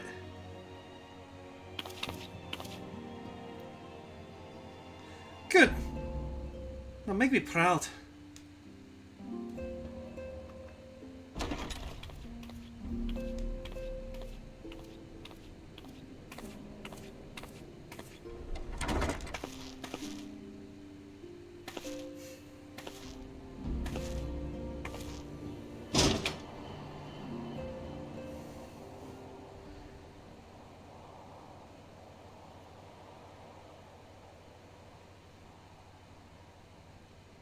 To cannon, electrobuzz, Salzbuck to... Meanwhile, in the crystal tower's umbilicals. Because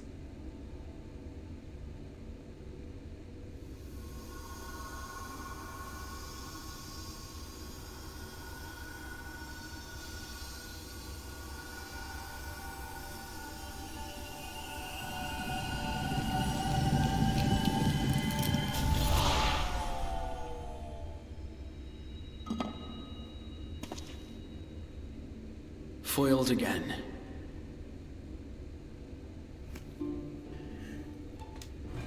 If I cannot imbue the infernal thing with my power via magical means, we may need to devise a way to infuse the vessel with my blood after all.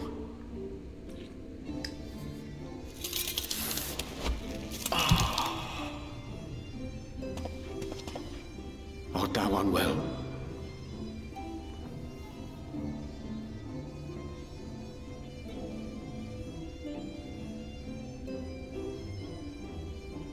Or perhaps a brief respite? It wouldn't do to overtax yourself.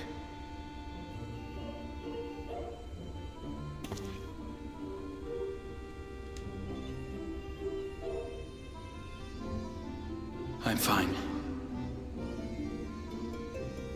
And given to stubbornness, I'm afraid. Especially when I have a stake in the outcome.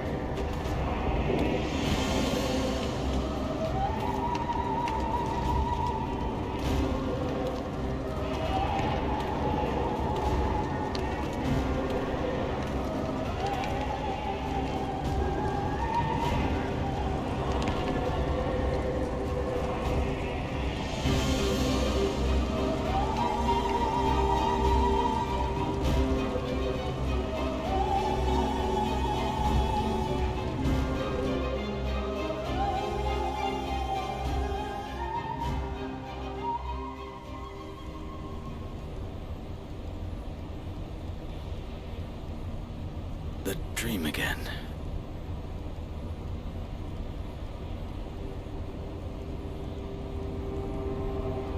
meanwhile, in the source,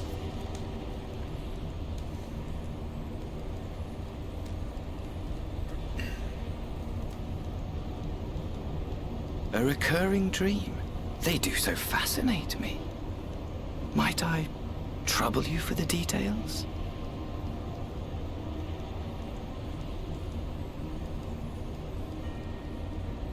I have always dreamed of it. Fire falling from the heavens, and the city, nay, the whole world ablaze.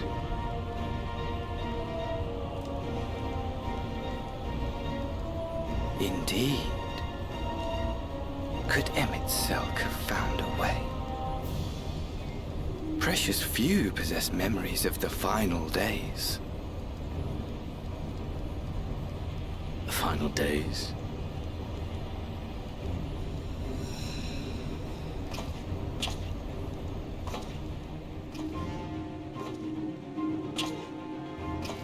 Why, yes. Admittedly, my knowledge is mostly second-hand, but if you are interested, I will gladly tell you the tale.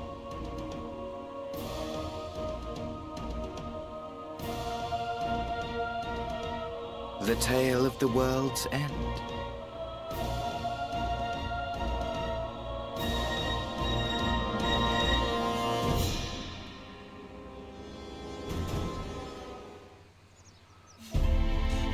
Lord Xenos, there are more messages here to give you news. News to be executed for excellence. But you must count it. 31.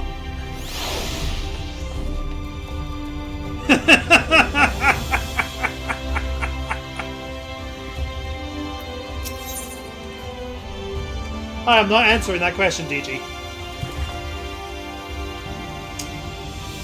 In the name of the light.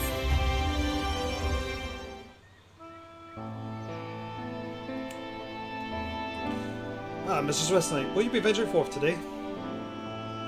Don't be sure to take care of yourself. Though they say the star shower was harmless, one can never be too careful. Well, I concede it is not for me to tell the Warrior of Darkness how to look after herself. Old habits, you understand.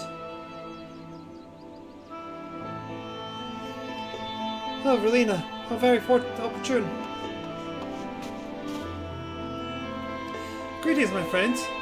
You perchance have a moment to spare?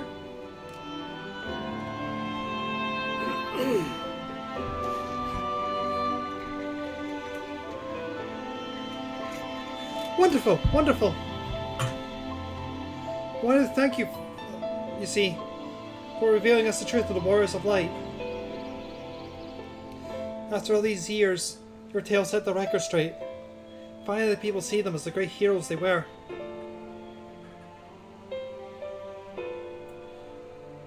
Or the great hero he is, in the case of Ardbert. You too were surprised to see him, I think. At the time I was not certain what to make of it all. I could see the effect his words had on those around me. And then the stars rained down from the sky and... well, you know the rest.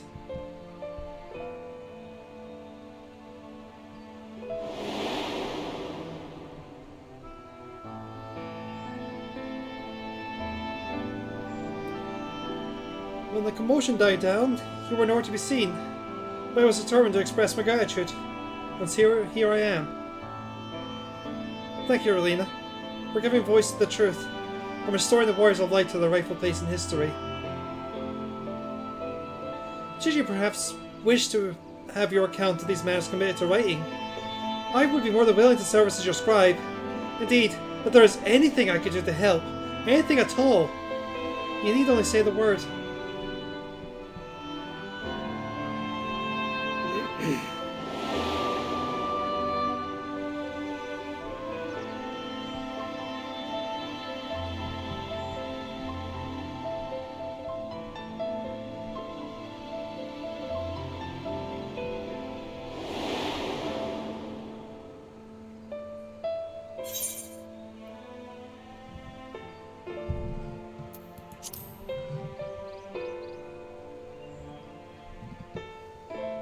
I beg your pardon? You wish to ask me about the Warriors of Light? Forgive me, but I dare say you already know more about them than any living soul. Save Ardbert himself, of course. Unless you refer to the Warriors of Light more broadly? If so, I may yet be able to assist you in some small way. Excellent! I'll just return to the cabinet at once and look out the relevant texts. Pray join me at your earliest convenience.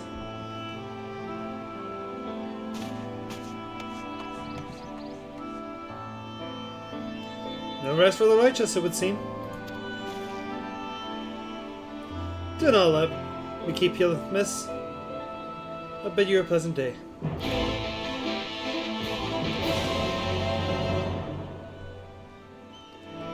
Okay, for now, I'm going to turn these off.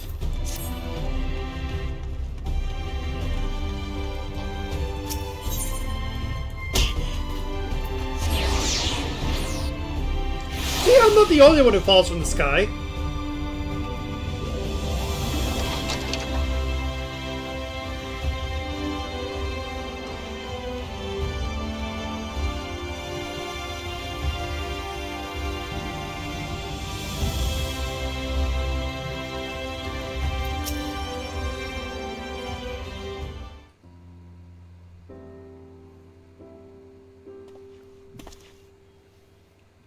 Ah, Relina, excellent timing. I had but this very moment finished gathering materials for our lesson. As a great many works make reference to the Warriors of Light, I shall, with your permission, focus only upon the details that seem most relevant.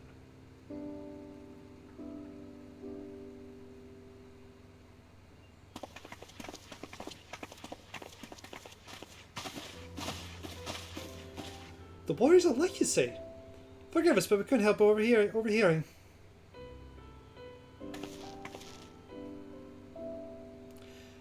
We've been keeping watch over the Crystarium, but it appears to be business as usual. So I thought I'd spend some time brushing up my knowledge of familiars, and Alphino volunteered to help.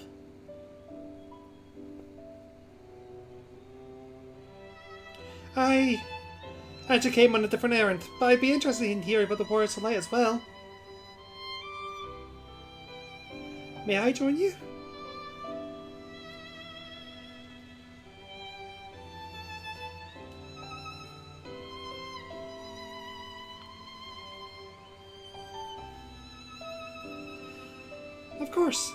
Of course, the more the merrier. If you care to find a table, Bull, I shall be down with the books in a moment.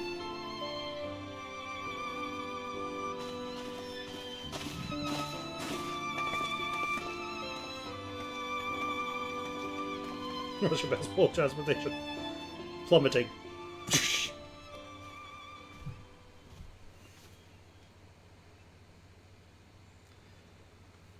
We're one to pore over the annals of Vandic history.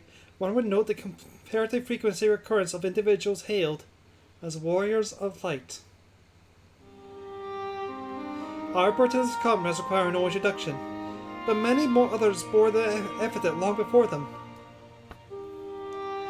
To name but a few, there was Taltwell, legendary first king of Lakeland, Rodford and Salford, the fabled Darn and the Gojer Forbert. I know the Vrendrak heroes would be complete without the Archmage Tayuna of Romka, and older text she too was called Warrior of Light. It did surprise me how ready people were to forget the negative associations of the title, but it makes sense if it's been around for centuries. Verily, in ages past it was simply a synonym for hero. In the wake of the flood, however, like he came to be regarded with fear. The Tau used to exalt, but to revile.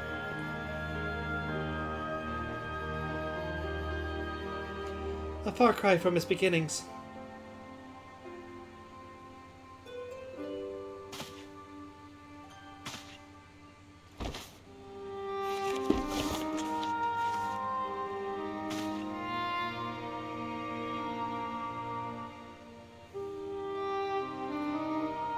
This, my friends, is Norvrand's oldest epic, the original tale of the struggle between good and evil.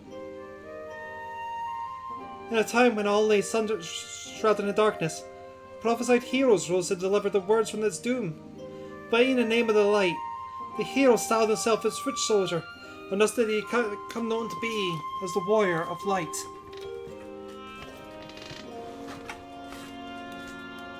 Curiously, in the centuries that followed, other heroes appear to claim the self-same epithet, despite sharing no discernible connection with their predecessors.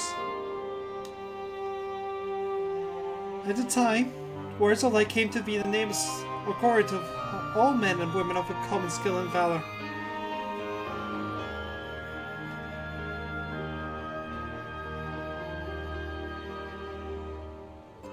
Well, the plot thickens. As you know, the title Warrior of Light is also used in the source. Though the manners in which the individuals have earned it are many and varied, heroes have been honoured thus since antiquity. Nor does the custom show any sign of dying out, as you can well attest. It makes you wonder, doesn't it? It surely can't be a coincidence. Indeed not. Let's imagine a man is awakened to the echo and is able to hear Heidelind's voice. As she styles him, so too does he style himself, a warrior of light. Of course, being blessed with the echo does not itself make one a hero. And conversely, there have been no few heroes who were not blessed with it. But such distinctions are immaterial to the masses, and over time they come to use the title Warrior of Light and the word hero interchangeably. Sounds about right. It would be interesting to see if the theory holds true in the other worlds. Of course, crossing the rift wasn't that easy.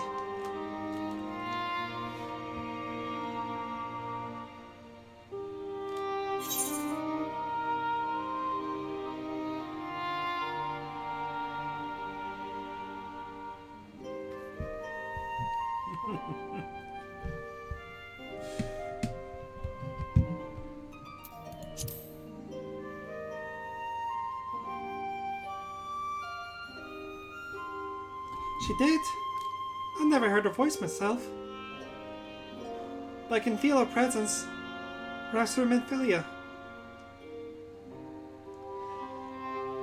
At any rate, assuming all of this is true, and there is a common thread behind the epithet, I doubt the Asians will have been amused. To have the world at large associate light and by extension Heidelin with good was about an insult to injury.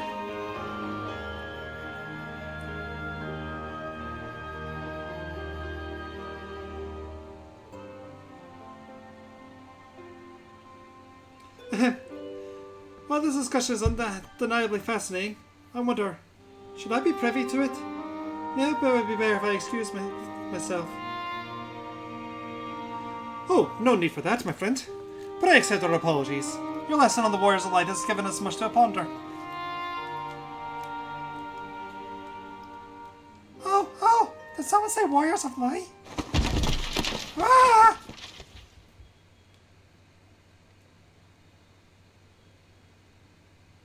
No.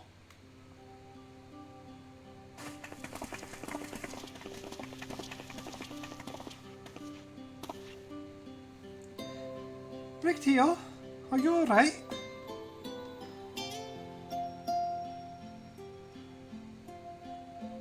My precious Tomes. Did I not say you take care of the cabinet?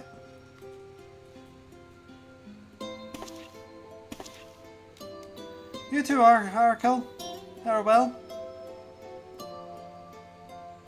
We're sorry, Master Morin.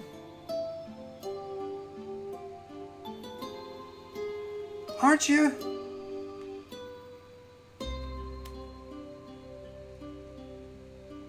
The Warrior of Darkness.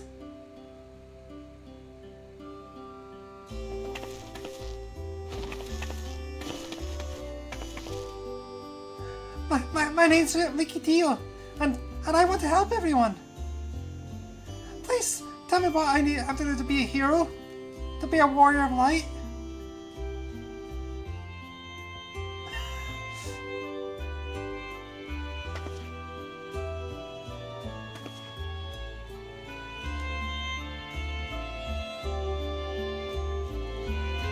They're huge. And to think every Makote's eyes were like this at one point. So, I want to be a warrior of light, but not the one that fights with a sword and all that. No, I want to be the kind that fights like potions and heals people. An apothecary. And I'm going to help everyone in the Crystarium. And oh no, friend. When I told the Ark and Elmo this, they said that the candidate should have lots of tomes about potions. And this place is so big. We don't have the faintest idea where to begin searching. In this way, I'm not sure we're going to get anywhere.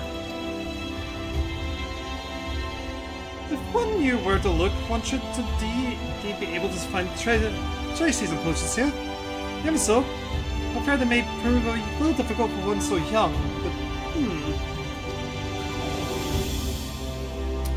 Esteemed Warrior of Darkness, perhaps you may accompany young Rikitio to Spikelix. Rather than through tones, I believe she stands to learn more from a certain chirurgist at their work. Sounds like a plan. See if we've all finished here, so we'll come with you.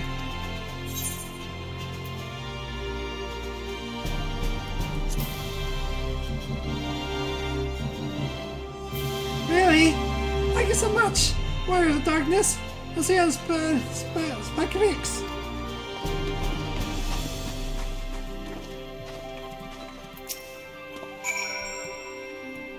I shall remain here and tidy up. Hope today's lesson will be of some use to you. I was actually going to offer to help, but... okay. You seem to be having a bit of an existential crisis.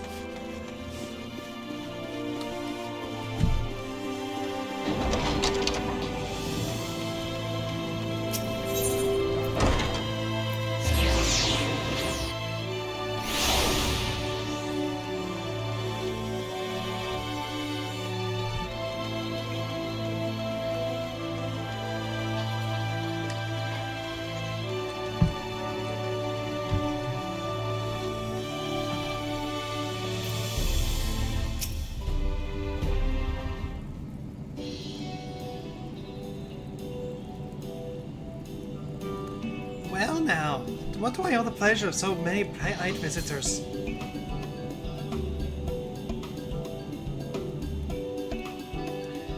Is that the way of it, sweetie? You wish to learn about medicine? That's right! I want to become the warrior of light who uses potions to help people all over the world! Well, that's a very noble endeavor. And you aren't alone in it. No fear that I'm firmly yearn to venture forth as warriors of light. But ultimately they have all decided to not pursue that dream. Huh? Why? Because the people here need them too, sweetie. The guards who place themselves in harm's way to keep us safe, the artisans who toil tirelessly that might sustain our way of life, and the younglings like you, who are the future of the Crystarium. I couldn't simply abandon them, you see, and so difficult it was, I made a decision to remain. Then, does that mean my dream isn't any good? Oh sweet, yours is a wonderful dream. It would be my pleasure to help you to pursue it. If we all worked hard, then the day will come when our Kyogres may set forth to aid the folk in every corner of the realm. As we strive towards that day, I hope that we can rely upon you as well. Though I must warn you, ours is not an easy path, and I must work very, very hard. I'm not afraid to work hard. I'll become the best apothecary ever. Just you watch. That's the spirit. Without further ado then, may I trust you with a task? I place an order on a sweet seed for a potion ingredient, and I'd like you to go and collect it. Oh, an ingredient! Leave it to me, miss.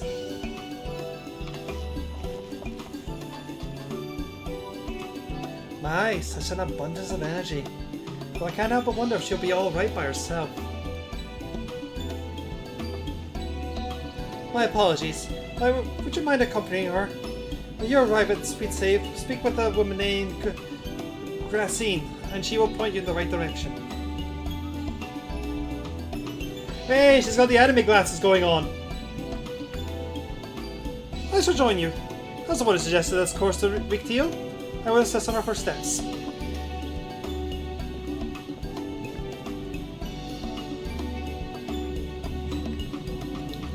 What about the two of you? Are you coming along too? Well, we do want to become warriors of light, just not the same kind as Riki. So we'll be here for you, warriors of darkness. When your turn, please teach us how to fight. In that case, Rhea and I shall keep them company and take the opportunity to ask out about their aspirations.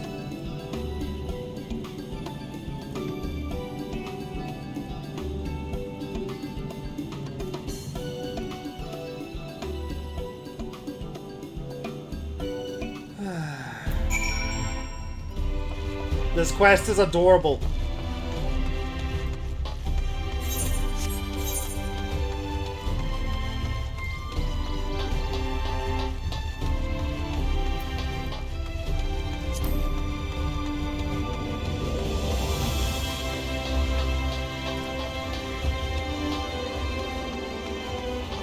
Yes, it is. Green is very small.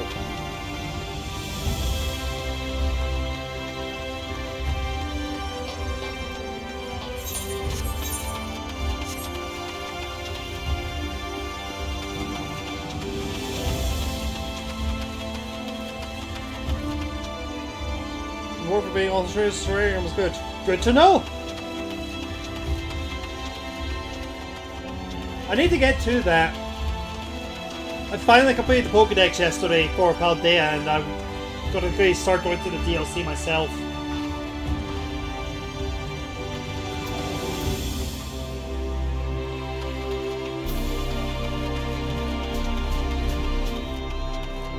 I'll say teach them how to play.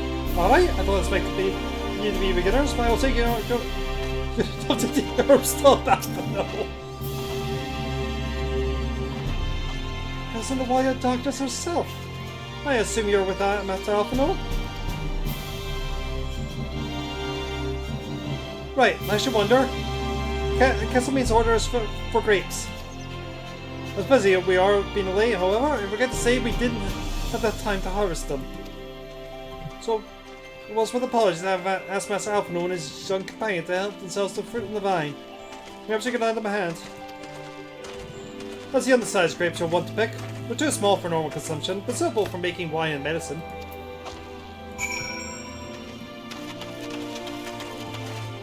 Nah, that's fair, Cap. I wanted to get the decks completed before I started my Violet playthrough. It is! Okay, guys. These grapes are very important for Final Fantasy lore. Look at them! Look at how detailed these grapes are! Aren't they magnificent?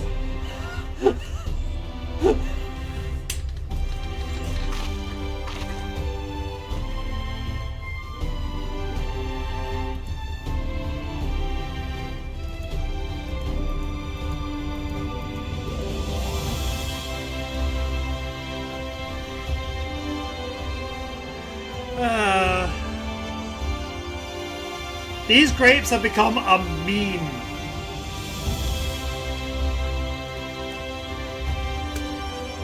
For the FF14 community. To the extent... Okay, let's see if I can get this on screen.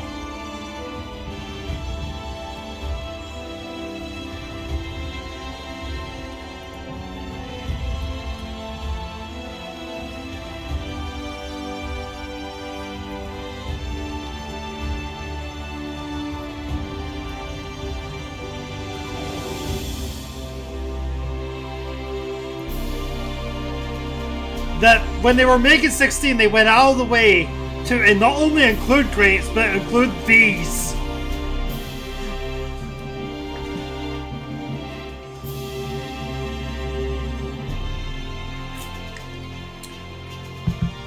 It is so dumb.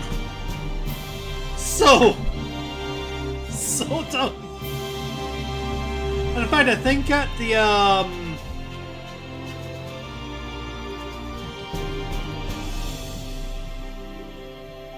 how do I put this? Last year's, but the American Fan Fest, they got a leave with plushies of these grapes and squeeze toys. Anyway,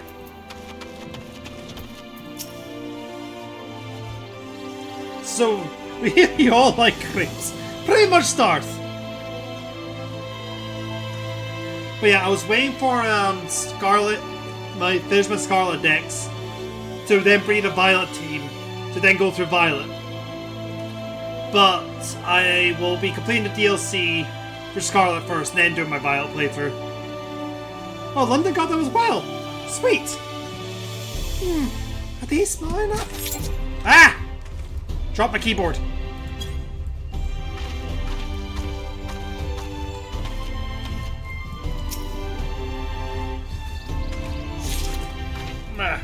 Sorry about that. I'll start gripping off about grapes, so just pick the grapes already.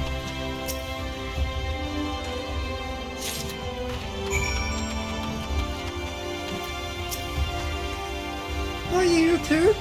We're all picking nail grapes. It's quite fun.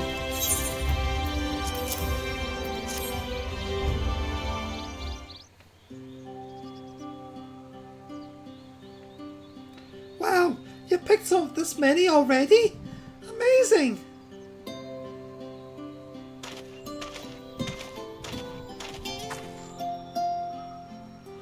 I dare say we have enough between us.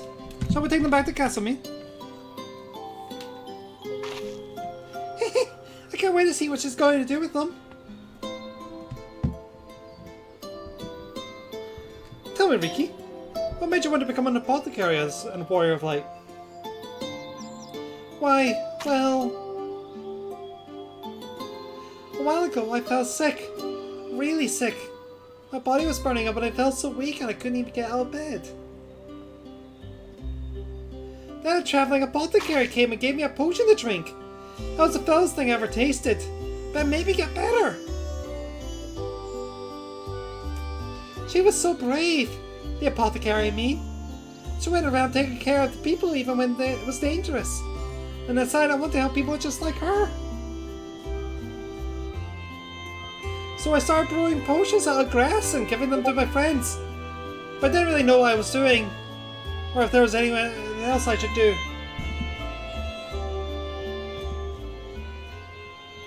Then not long ago, a neighbor told me he was going to become a warrior of light and go traveling the world helping people.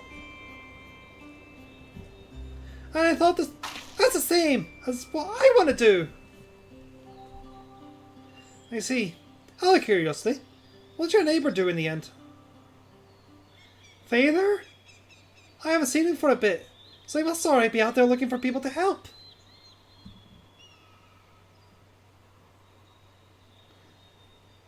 Failure? Well, the guards are awakened by the star shower.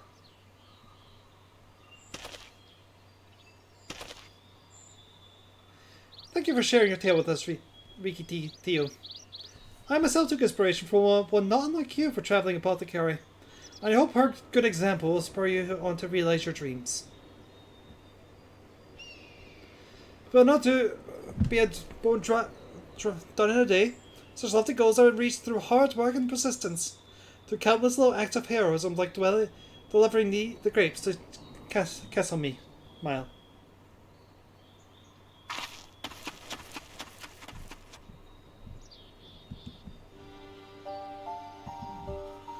It would seem I have been labouring under a misapprehension. I convinced myself that it was Elidibus who sowed the desire to become warriors of life within the hearts of the people. But I see now that the impulse to aid their fellow man was aided within them from the first. Elidibus did no more than give it a name.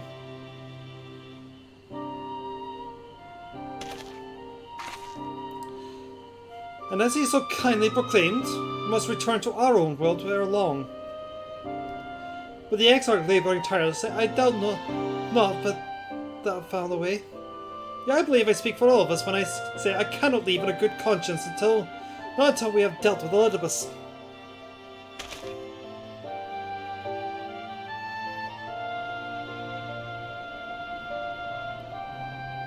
This is no longer a strange and distant land, after all. Northrend has become as a home to us, and our people are our own.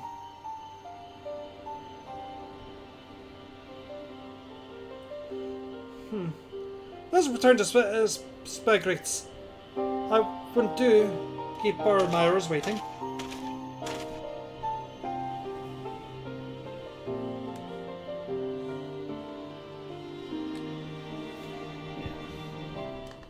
This is what I get for bouncing everything on my legs. I will occasionally drop things.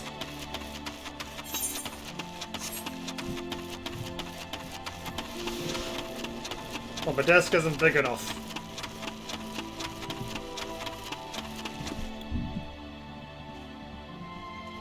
Okay.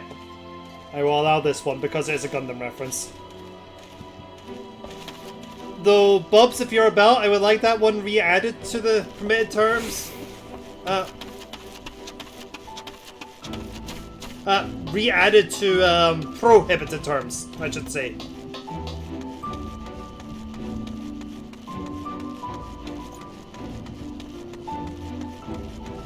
But I recognise a Gundam Wing joke when I see a Gundam Wing joke.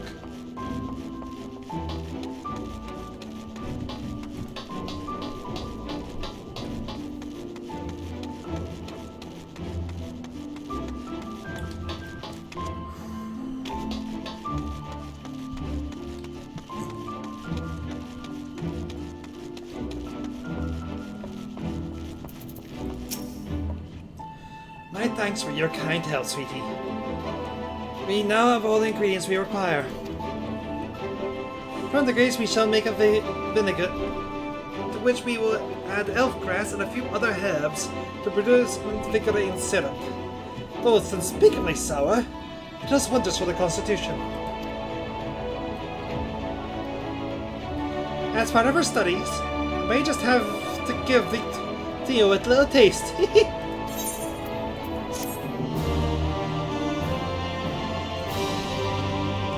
Hey, Magtai.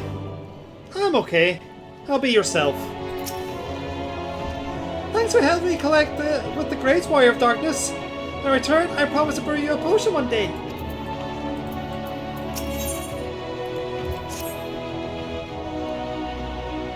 Warrior of Darkness, if you finished helping Miki, wouldn't you show us some fighting? Not play fighting, but honest to God's fighting. We already have some enemies you can deal with. Vampire bats! The guards say they've become a pest on the Crystarium of late. We tried to sneak outside to hunt them, but the guards caught us and sent us home. I shouldn't mind if you were doing the fighting, and we were just watching. The children told us much while you were away. In preparation, Kesselmean kindly furnished us with some lures for the bats. Well, the creatures won't give you any support. Bear in mind that its younglings will be watching. That is to say, put a good show, yeah? Right, let's head outside at once. Everyone follow me. And I say, wait! Just a... Come on then, children.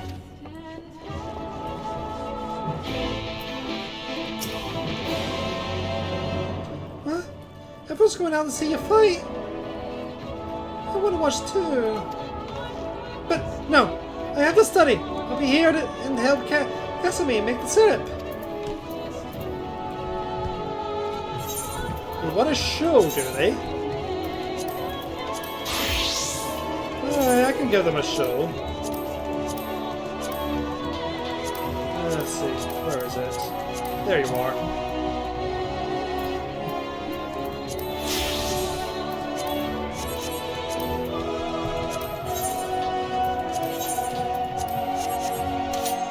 Yep, that's the one.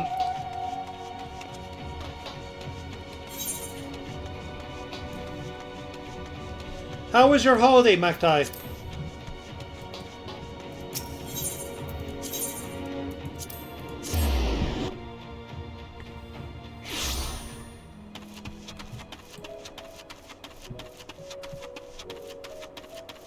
I wonder if they did that trick when they did with Kainu's wife. I give her a Lalafell body.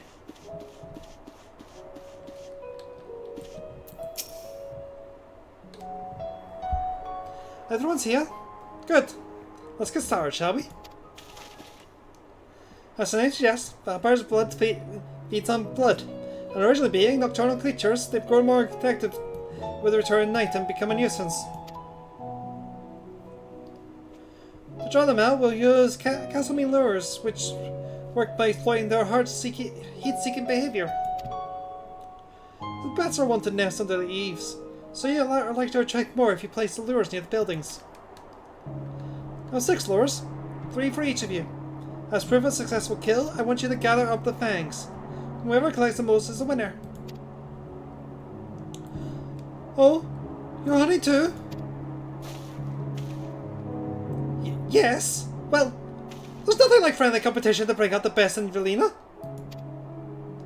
Anyway, while we hunt the bats, the 2 of you are to stay in with Reen. She's really strong too, and we'll keep you safe.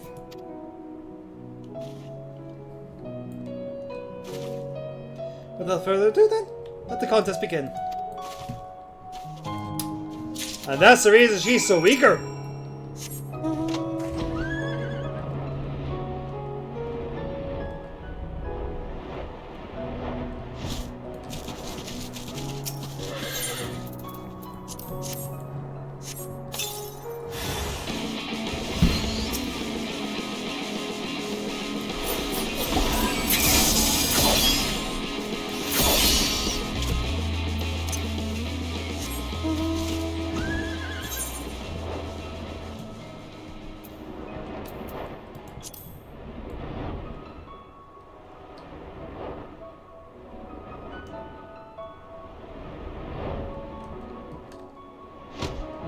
Are you serious right now?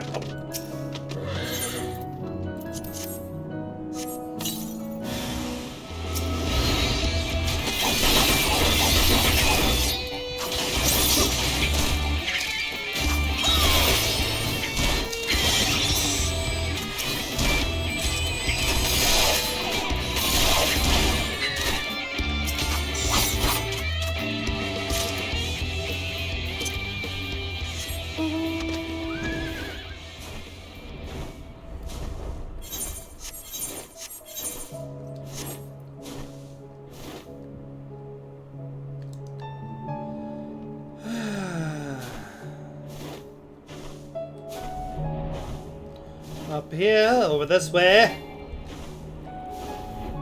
Over. Down. And there we go.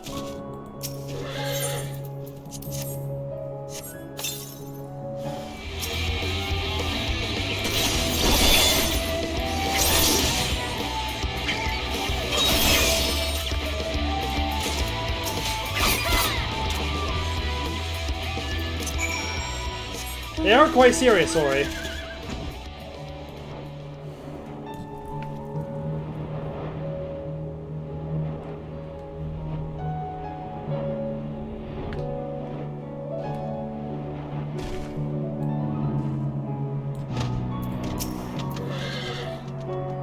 Well thought, Relina. The children were hanging on the yard remove. As was I, to be honest. I'd know that telling wasn't me. May I see your thanks for a good measure? It's like Relina playing a lion trainer, she accidentally skipped it.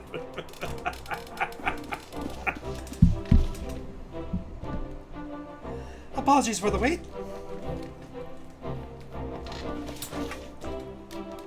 My thanks. Not bad haul, even if I do say so myself.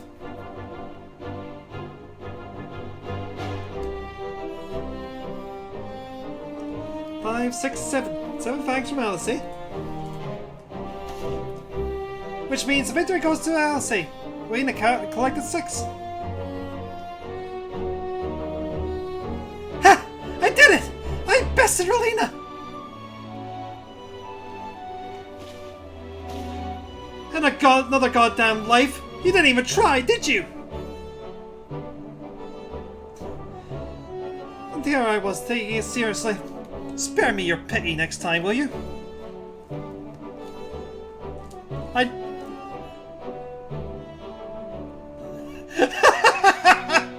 So, children, you've now seen the Warrior of Darkness in action. Warrior impressions. She's incredible, miss. The bats were down before they knew it. Our guards are strong, but the Warrior of Darkness is much stronger. Much stronger. They want to be just like her. Good. If you're looking for an example to emulate, you may as well pick the best. I want you to remember how you felt when you watched Relina, and train hard. Keep at it long enough and you'll be as strong too. Nah. If you don't mind telling us, when did you decide you wanted to become Warriors of Light? Well, we were listening to everyone when Arbor appeared, but I wanted to be strong since before I came to the Crystarium. The Seniors killed my father and my sister, see? And I promised myself I'd learn how to protect people one day. Like Arbor said, this is our home. We're the ones who have to protect it. We're the ones who have to rise up as the Warriors of Light. What about you, Arkell? Me? To be honest, I'm not sure what I want to do. When my friends were in trouble, I know I want to help them. And I want to go on adventures with them. See the world together. That's a wonderful goal. You? I don't think so. It's hard to explain, but it's something I felt when I saw the star shower the other day. I felt as though there was something I'd lost, and I had to go out there and find it.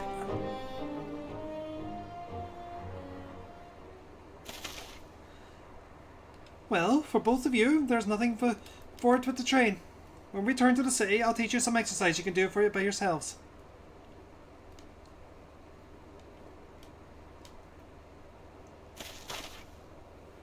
Thanks for showing your fine skills, Warriors of Darkness. We'll never forget it.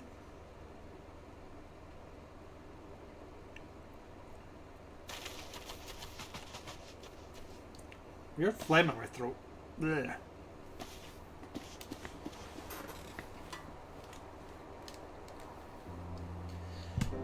I understand how Raki feels. The star shower didn't awaken me to Heidel's voice, but that vision of the final days of Amarot's burning. It filled me with sadness to the very pit of my being. Things I once knew, people I once loved, promises I once made. It felt as though long forgotten memories were dancing at the edges of my mind. But when I try to focus on them, they simply fade away. An effect of having a fractured soul, I shouldn't doubt. But lest you worry, I'm perfectly happy to remain fractured, and no intention of donning a Nazian mask. I just wish we knew what Elizabeth was plotting. But look at this pair of incurable brooders. We're gonna stand around lost in thought.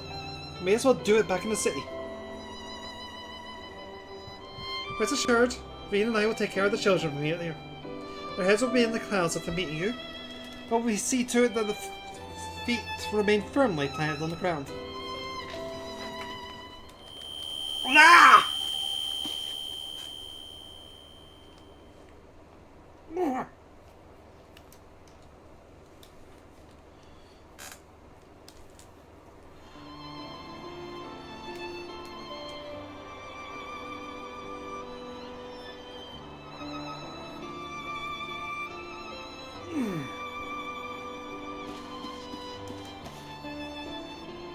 Forgot that was coming!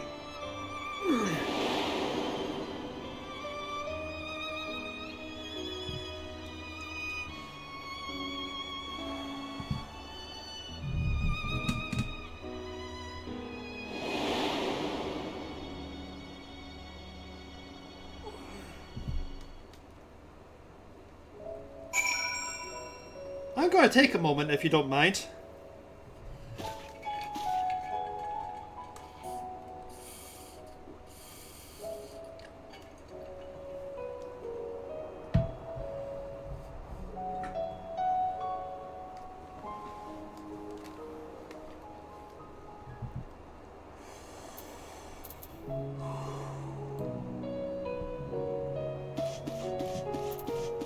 Alright. Yeah.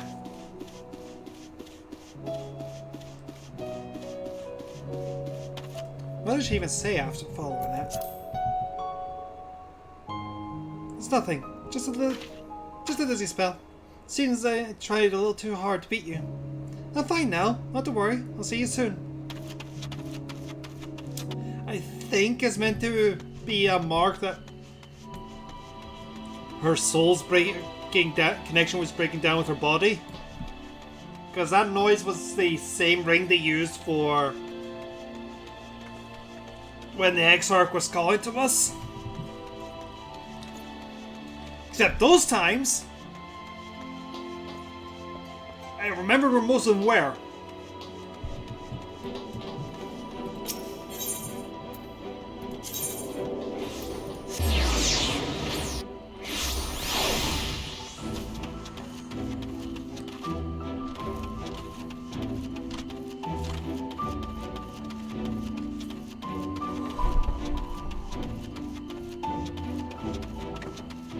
Wasn't expecting that one at all.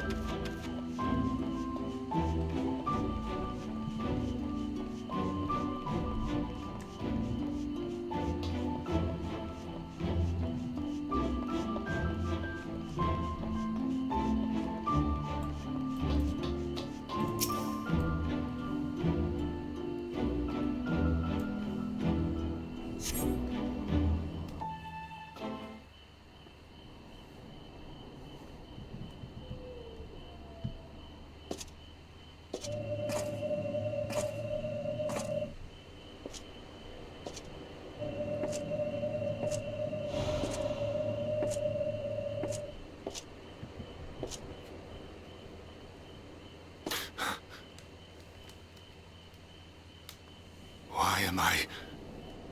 Was it you who called me here?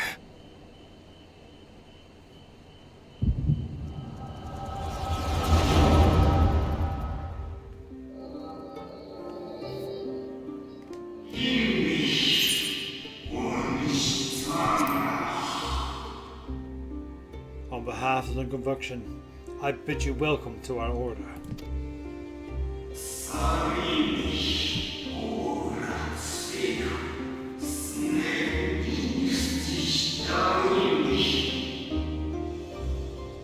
At times you will stand with us, at times you will stand against us.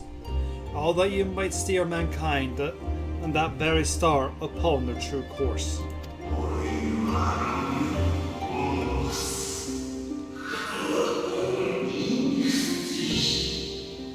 For yours is the seat of Elidibus, the emissary, and by this name shall your every action be guided.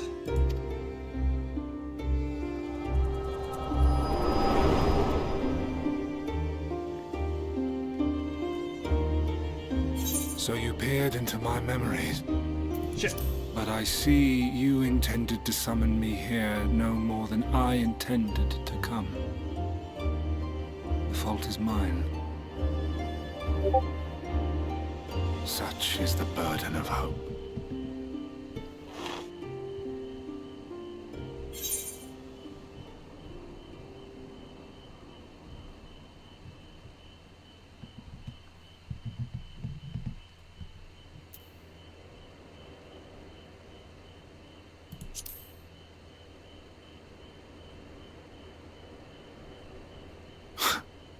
What fool would relinquish his weapon on the eve of battle?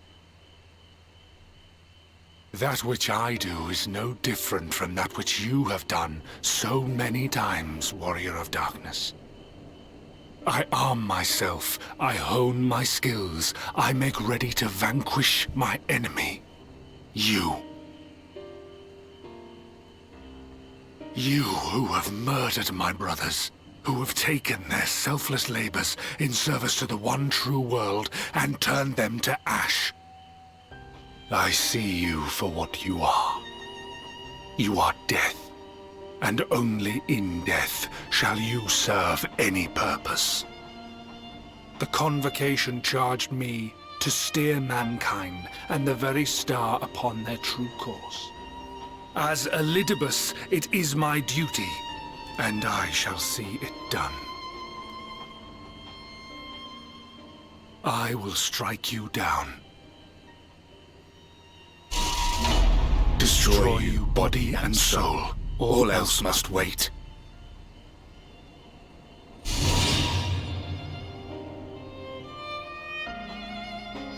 Ere long I will come for you, Warrior of Darkness, and I will save the world.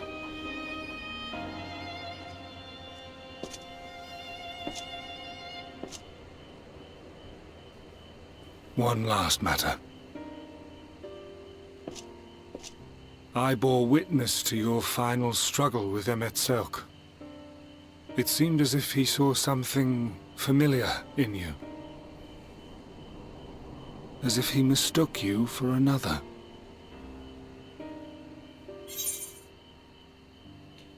No, Maclide, this is after.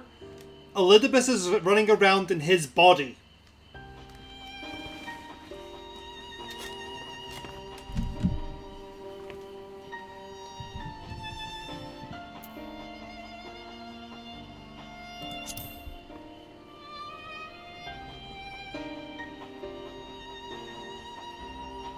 No.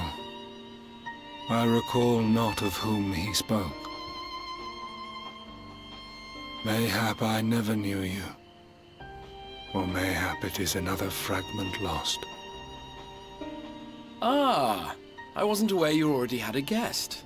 If the conversation is constructive, I shall not intrude.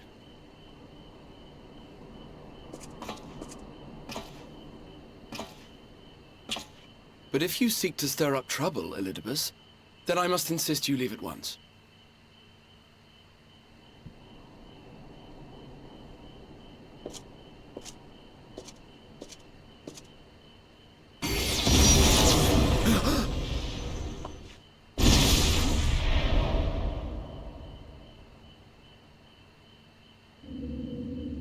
Though you lack her blessing, your soul is surprisingly dense.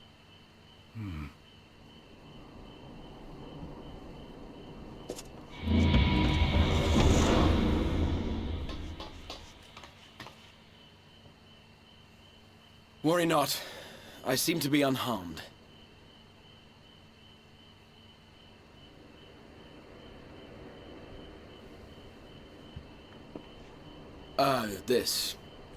This is my own doing. The consequence of my recent exertions. It is the tower's way of compensating me for the demands I have placed on it. Rest assured, it is no great inconvenience at present.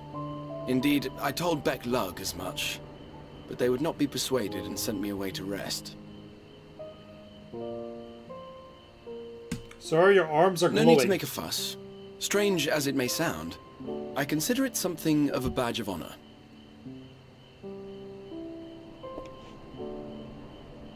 One of the brave souls who saw me delivered unto the first once said that the world shall ever have a place for tales of heroism so long as we have need of inspiration in our lives.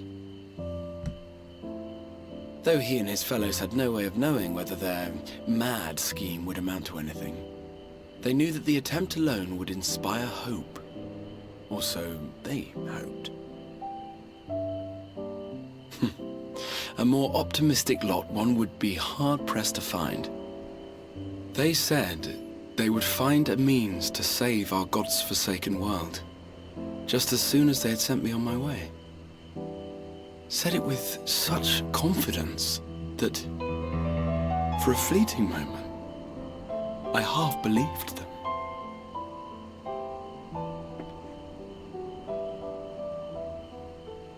Such faith, such courage in the face of unrelenting despair. For a long time, it was more than I could bear to remember them. But having come this far, having sent full many on their way myself, I see things more clearly. To take action is to hope. To believe, to choose to believe, is to take the first step towards a brighter future. And why do I tell you this? Because I want you to indulge me in a little recklessness. Needless to say, I have a plan. And when all is said and done, I will ask yet another favor of you.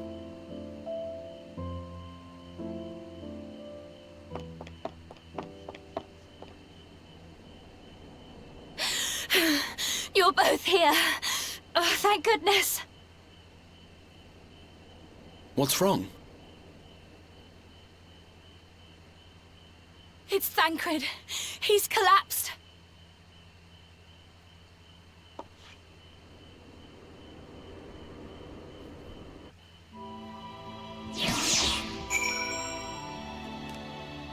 He partied too hard.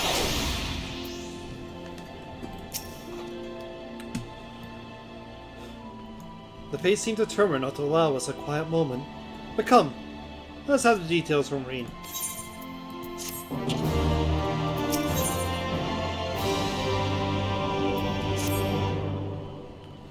If anything happened after Elsie and I saw the children back to Spagreeks, we chanced to meet Thancred there, returning from his mission. We've been shadowing Elidibus. He'd been shadowing Elidibus around the vale, only to lose him for near the Crystarium. He was in the middle of telling us where he'd been when he just crumpled on the ground. The Kairos was looking after him now, with Alphen was standing by, just in case his healing magics were needed.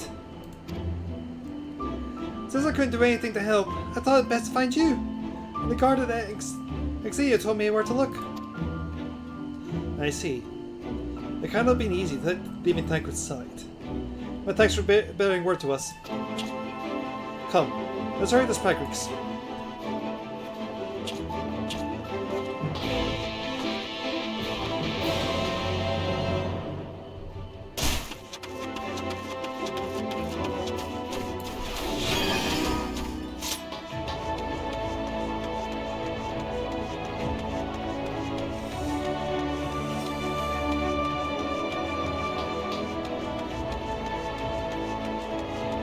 Did you ever read? I did, Cat.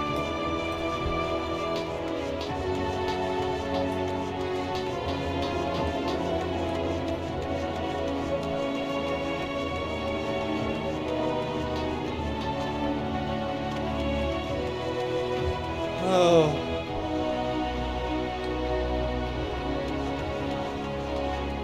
And I did.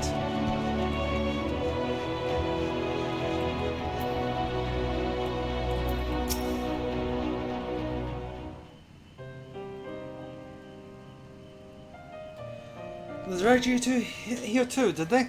My apologies. How do you feel? Embarrassed, but otherwise well enough. I won't be staying over long. This episode was not the result of any injury I could find.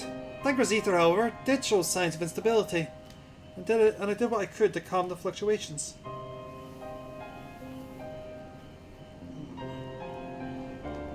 And all this happening without warning. Not exactly. You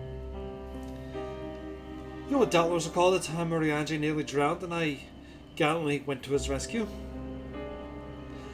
When his walking charm failed, he was tired, and as were you when you got back. We were both spent, yes, on account of which you begged us to rest, which, in retrospect, may have been a good idea. The fact is, I've experienced regular bouts of lightheadedness ever since. But there was no actual fainting until now.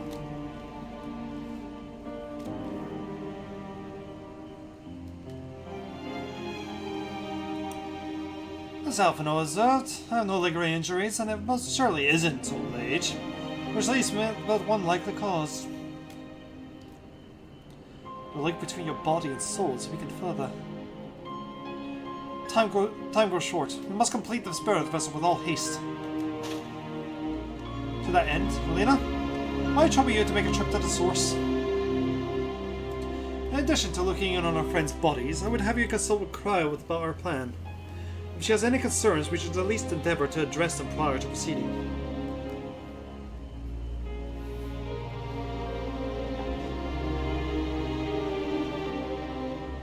In the meantime, we should get back to laying bare Elizabeth's plot. Thus far, I've learned this much. In each of the places he has visited, there has been sightings of suspicious black-clad strangers.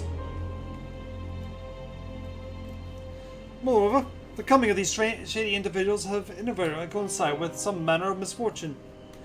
Beasts terrorizing settlements, blight ravaging crops, you know the same sort of thing. All of which serves rather conveniently to make Elidibus call for new heroes reverberate that much more loudly in the hearts of his audience. You think these black-clad strangers are Ascians? I do, and I fully intend to investigate further. Though for that I shall require additional feet on the ground. Now you can count on mine. God knows I've been itching to get out of here for a while. Mayhap Rian J too can be prevailed upon to join your efforts. He has already provided copious guidance in the matter of spirit vessels construction. As Rebecca look and I to wrestle with the rest. Well, if you can spare the old boy, we may as well make use of him. I'll go and give him the good news. You'll do no such thing. However heedless you are of your own well-being, if you care at all for Reen's feelings, you'll stay in bed until you need it. Alfred and I will find Orianji.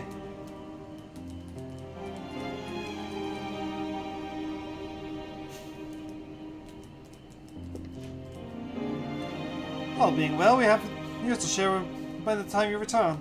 Safe travels, Relina.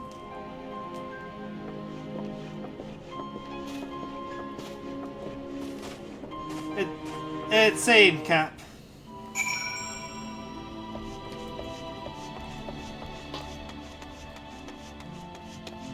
And boy, did they.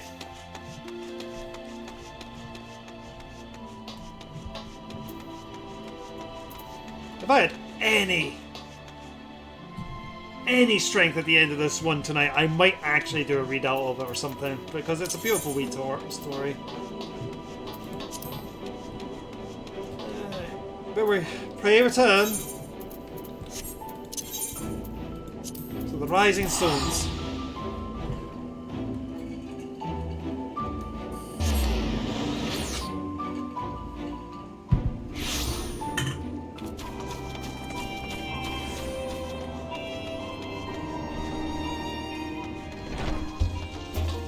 Ba-dum-ba-dum-ba-dum-bum-bum.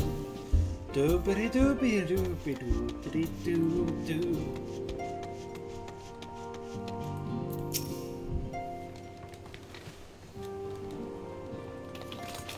Erlina, Max timing! I skipped your dialogue by accident! You see, our friends have taken a turn for the worse. Klaus hardly had a moment's rest these past few days.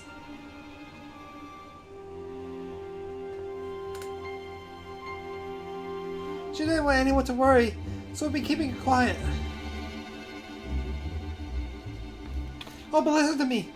I called my cell reception. I haven't even bothered to ask you what you came here for.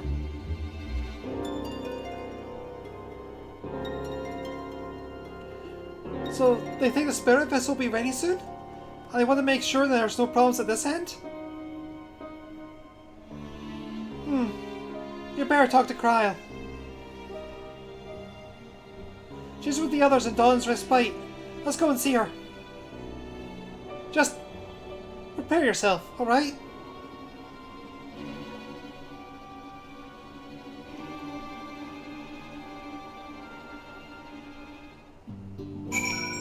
Yep. This scene.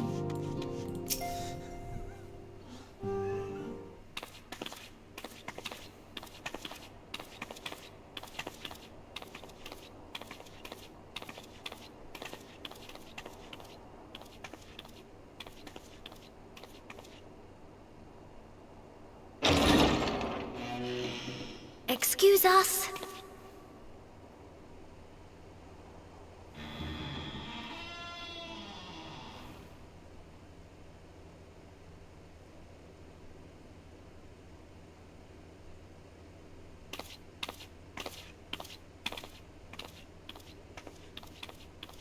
This way.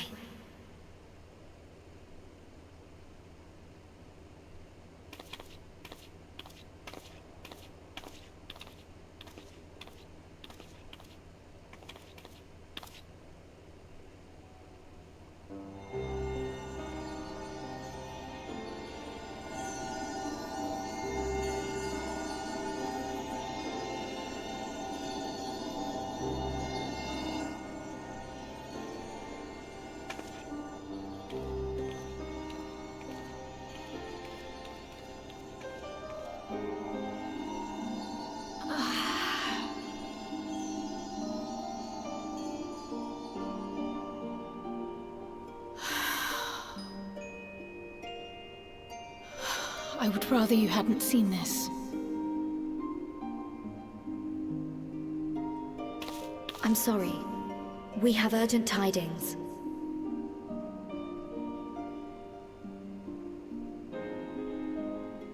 Oh, no, I'm not angry with you. On the contrary. I know full well how hard everyone has been searching for a way to return home. And I had hoped to afford you the time you needed.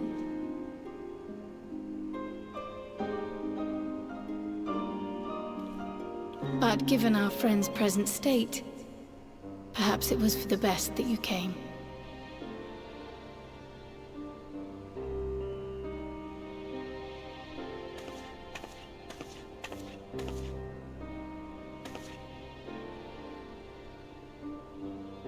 Stiff and cold, all of them, as if they were made of wax. Barely alive at all.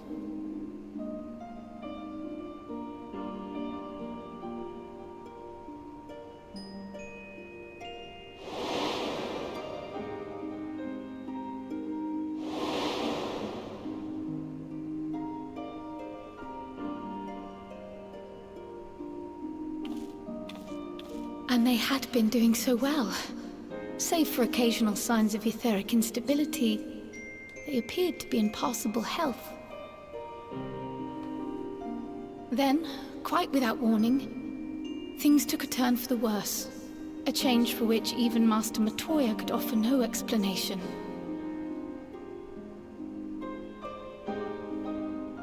She could only remind me that the soul is yet an unknown frontier, and that much and more lies beyond our ken.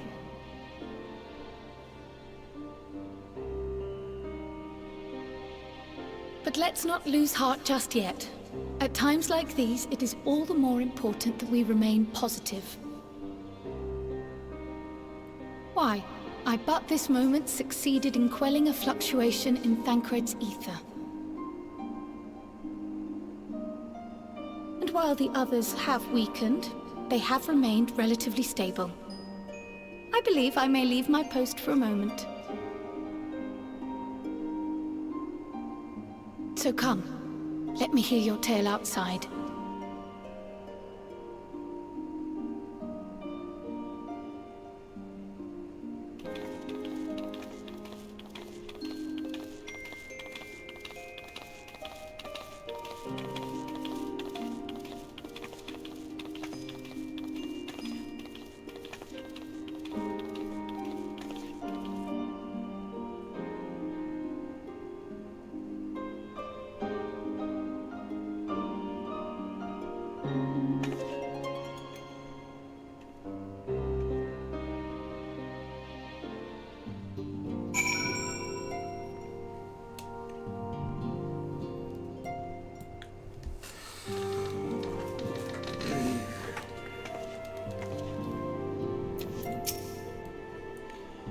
What news from the first? I see. Work on the spare vessel proceeds apace. Our friends begin to falter. As they themselves have observed, the link between the body and soul is weakened. It's as simple as that. For now, I'm still able to quell the fluctuations in their ether. It's only a matter of time. We'll lose them if we don't act soon. So the Exarch is ready to attempt something. Let him attempt it. As for the spirit vessel itself, if we seek to draw upon arrogant wisdom, we could do worse than consult an expert in the field. I think I know just the man. Time being against us, it may be best if we go and solicit his aid in person, even if it does mean leaving my patients.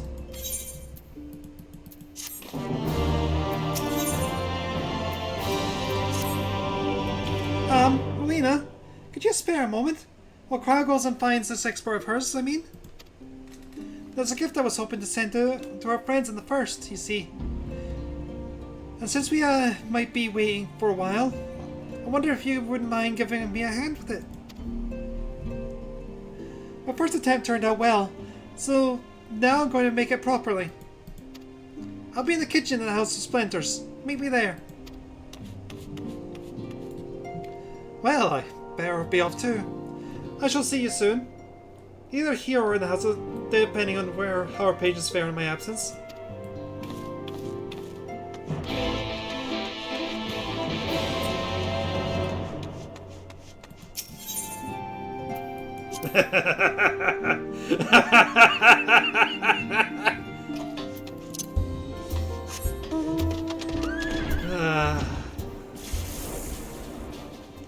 So some of you may have noticed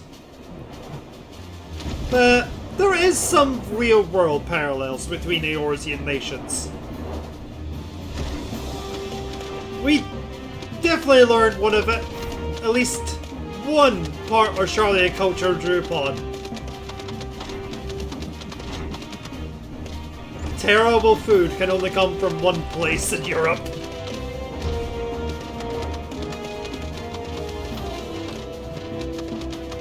Even though I would say our bread is significantly better than what they have.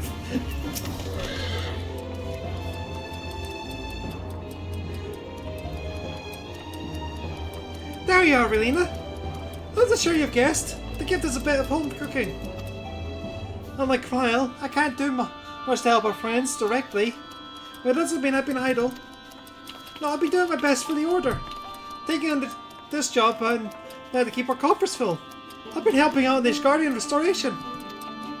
And of course of all this, my culinary skills have come on quite a bit. So I thought, why not make something for our friends? It's baking in the oven as we speak. Shouldn't be long now.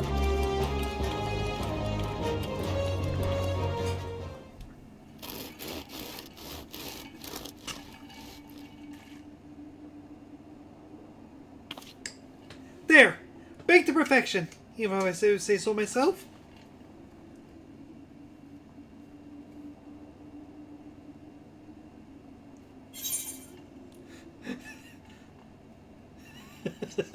Burn the oven down while you can. It's bread.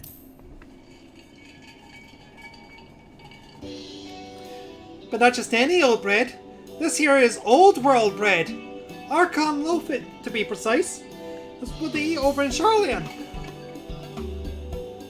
Simple fare, I admit, but I thought it would fit minor friends of home. And nothing else. Kraus tells me it's a good source of ether. So it should lend them a bit of strength at least. There truly is nothing like the smell of bread fresh from the oven. Cryle! I've got some Ramfrost too!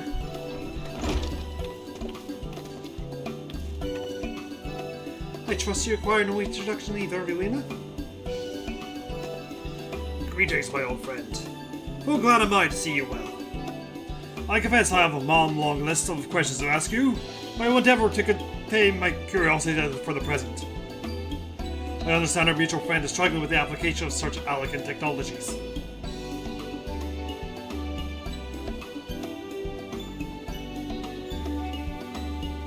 I've been keeping Rambrose appraised of events in the First. Suffice to say, he knows about the Exarch. If anyone alive can provide insight into this matter, it is him and his fellow sons. Those are made to disappoint you after such a glowing endorsement. Memory transfers was a sole province of elegant royalty. Its mechanism closely guards secret. If any record of that remains, we have yet to find it. To wit, I regret that I can offer no solution to your problem. Which begs the question of why I bothered to come here empty-handed as I am. The answer being, rather blazingly, to ask a favour. I would not have relayed a message to our comrade.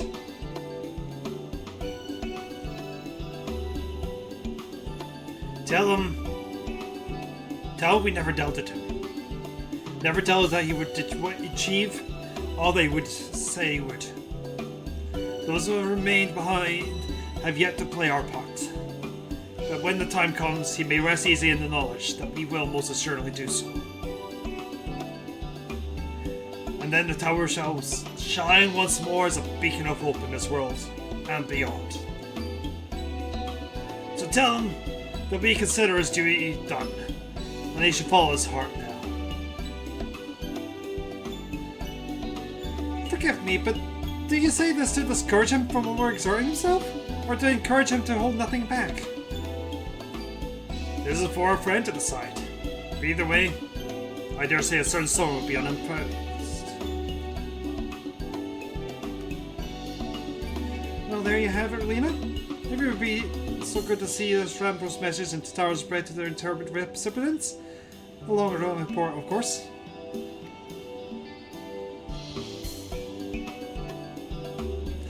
Cryle, before I wrap the bread up, would you mind giving it a try? Just make sure everything is as it should be. But of course, I'm always happy to lend my taste buds.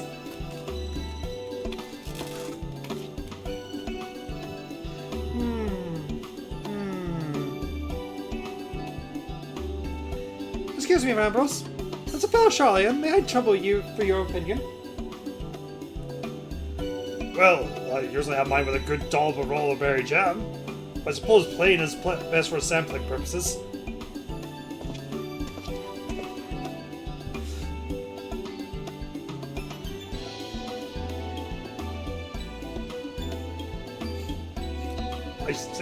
I see. Oh no! Is that bad? Is it indeed, Tataru? Dense and unpleasant. Exactly as it should be. Yeah! Just so. The very taste of home. As you might expect, our countrymen have amassed a wealth of culinary wisdom for every corner of the world. But our native cuisine is, shall we say, a little lacking. In Charlian, the majority regard bread as a source of nourishment rather than enjoyment. Save for those who actually research the culinary arts, we pay little heed to the size of taste and texture. Niceties, even. It was against such a gastronomic landscape that was now called Archon Loaf was born. The creation of an Archon who devoted himself to the study of bodily sustenance. In order to maximize nutrition value, he incorporated copious quantities of pulverized fish and vegetable matter to the dough. All with nary care for those qualities which make bread enjoyable. The result was a flavour that continues to defy description. Yet for its many shortcomings, the lowest nutritional value cannot be denied. Being a damnably convenient way to cater to one's bodily needs. They quickly found an audience amongst busy scholars. Why, when I was a lad, nigh every meal was a sandwich made with this very bread. Whatever. Ingredients happened to be on hand. I expect just about every Archon could do just about the same. Having been away from home so long, I might have forgotten how to taste. But no, it is all too familiar. How it takes me back. If there is enough, perhaps you could spare some for the Exarch. He is certain to appreciate it. Oh, there's plenty to go around. I'll be sure to wrap up an extra slice. Melina, will you deliver the loaf, please to be sure to send everyone in my regards. Tell them we're doing everything we can, and we'll be praying for their safe return until the moment they get back.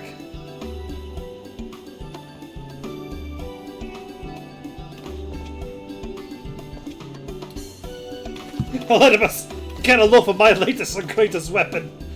Charlian food!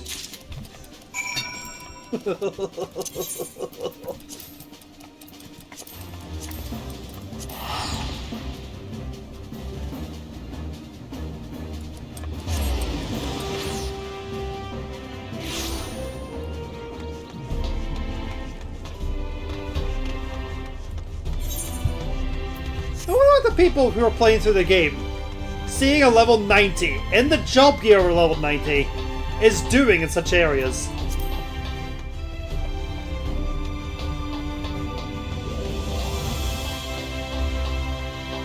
Ba-da-da. The Charlie Casino is the best argument for asking goals.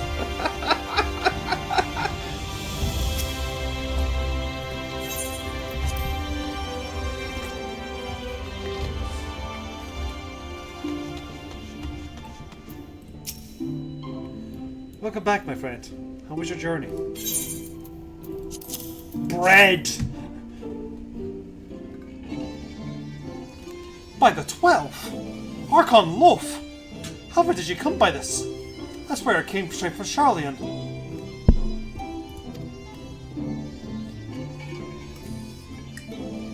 Rambo said that, did he? Those words are very nearly as heavy as the bread. I appreciate the sentiment. Should you have the chance, you may tell him that he needn't worry. That which I seek to do, I do of my own volition, and with all my heart. When pursuing this path, I fully expect to earn the censor of our friends, and to deserve it, but I shall forge on, regardless. Forge on as you yourself did when you faced a similar predicament. So I ask that you have faith in me, what we do. But we are talking about your journey. We're talking about your journey. Before the others arrive, I would hear how your bodies fare. Oh, and the bread I shall save for later. Though it has been many years, I have not forgotten the feats of mastication required to consume it. Nor how I receptive they are to conversation.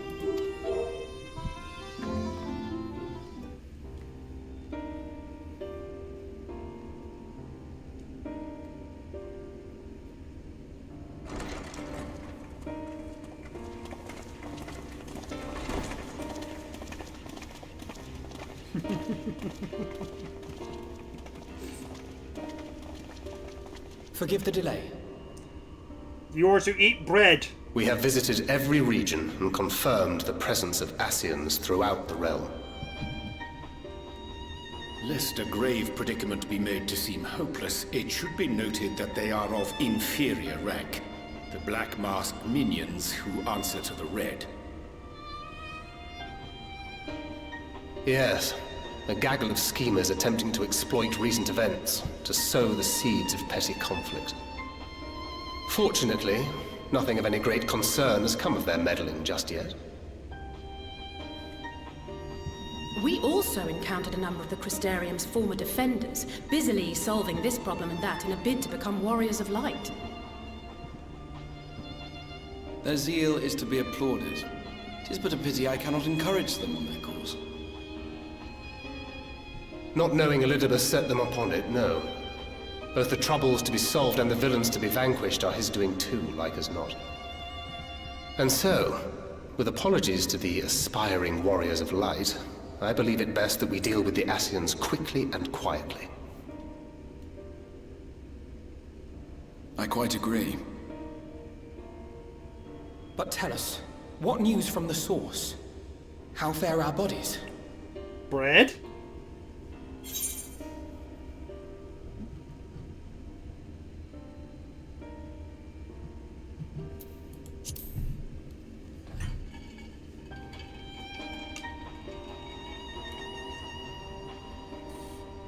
Oh dear.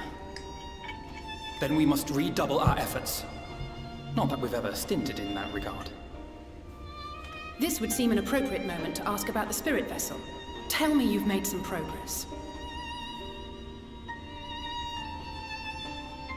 We have, as it happens. One moment.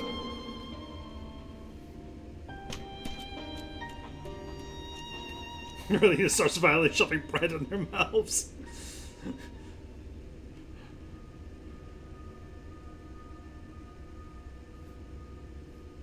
The red stones. Then this doth mean... For the benefit of all, permit us to explain. As you will recall, using white auracite as our starting point, we fashioned a vessel for mind and memory both. Yet, though it served this purpose admirably, the process of imbuing it with one's complete essence proved a somewhat thornier proposition. Simply put, the memory would not accompany the mind. And so, we looked to the Allagan's mastery of memory transference for a solution. This approach was not without its own complications, however, relying as it does upon blood, which inanimate objects notably do not possess. We duly explored methods of suffusing the vessel with drops of the aforementioned. Alas, our painstaking experimentation succeeded only in making me feel faint, and singularly failed to imbue the crystal with the necessary properties. It was then that an idea occurred to me, namely that we might fuse the vessel not with normal blood, but with my crystallized essence.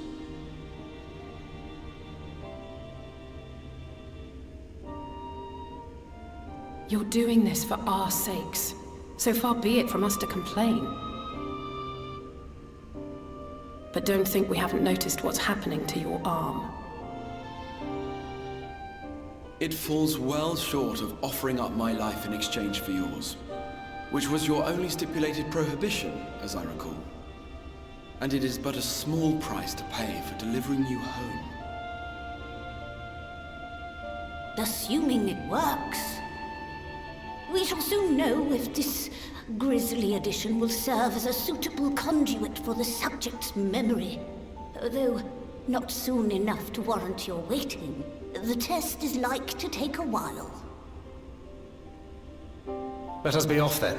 We have Ascians to attend to, among other things. Forgive me, but I count 6 vessels, and there are only 5 of us.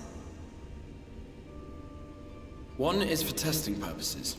I will personally use it to see whether the crystal functions as it should. And if it does, wouldn't that mean that your soul could also return to the source?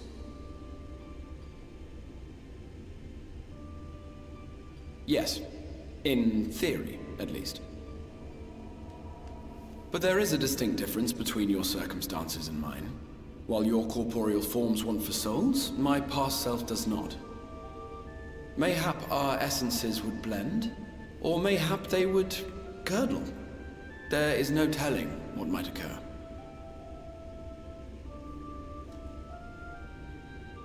And you'd be willing to take that risk? I would. I see.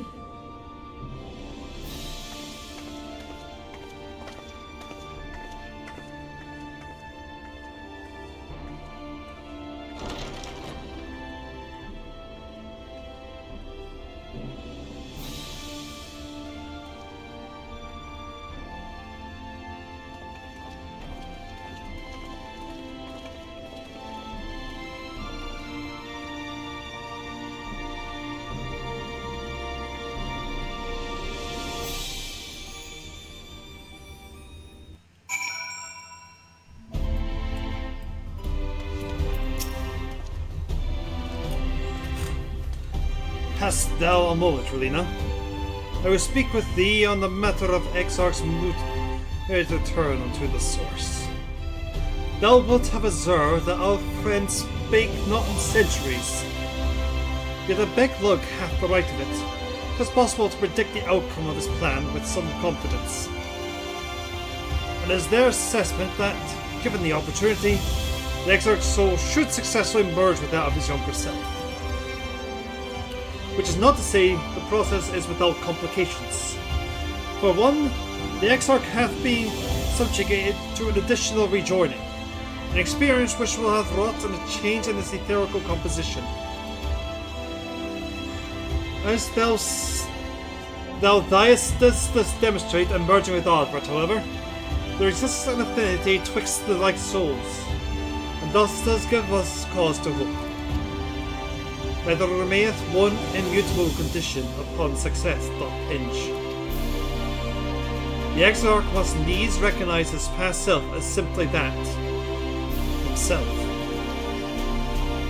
As our recent travails have demonstrated, memories are essential to the soul, and any discrepancy in the former may feasibly cause the latter to spurn his former flesh.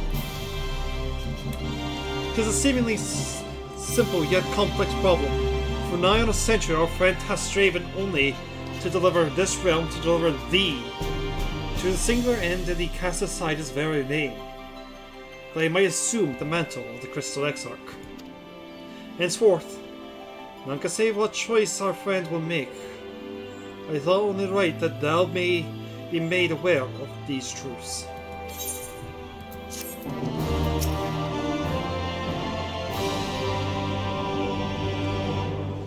I'm sorry. I know it was childish to storm off like that, and probably to feel the way I do as well. Pull yourself together, Alice. When our grandfather first decided to journey to Eorzea, Alice did not take kindly to my silence on the subject. Don't pretend to understand things you don't, she said. Or rather shouted. Having often been an object of her scorn, I'm predisposed to sympathize with the Exarch. But I do understand how she feels. Better now than ever, I did certainly.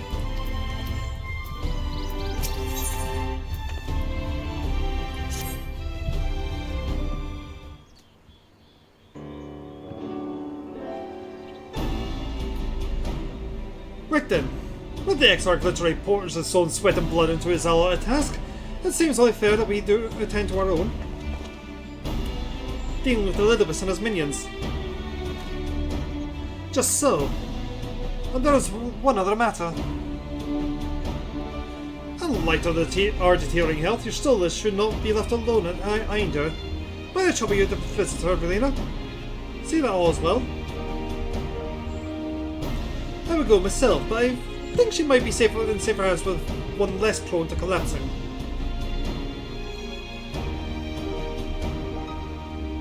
My thanks. You may leave the Ascians to us. Once they are out of the way, we will retire to Yomol, and where your store is finished plumbing the depths, I'd like the two of you to join us there. Well, none of you take this bread! If you're bound to Einder, I suggest you go to the Vermont Yards. Our friends there will be glad to provide you a boat for you. Let's be on our way then. Don't do anything I wouldn't do.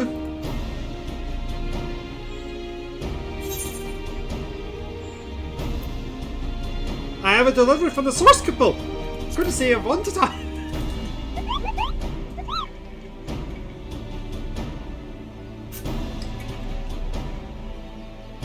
You're a long way from home, Moogle. And this is from Tachi, is it? Whatever could it be? Archon loath, thou sayest. Why, even to hear the name doth transport me to times long past. Bread from another world? May I try some? Bayest thou, child? Thou must. That said, though I personally disagree with thy consensus, I do nonetheless advise thee to temper thine expectations. Wiser words have never been uttered.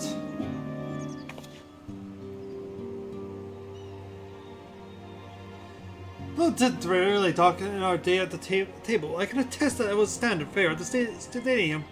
Indeed, the slice was never far from our peers' hands. Elfino, you really are an unbearable snob sometimes. Do you know that?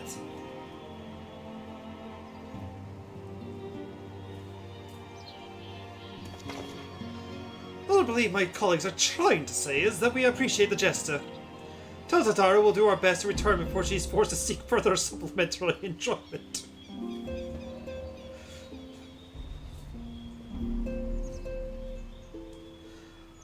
Right, let's be off, shall we? Find a drink to wash down the bread on the way.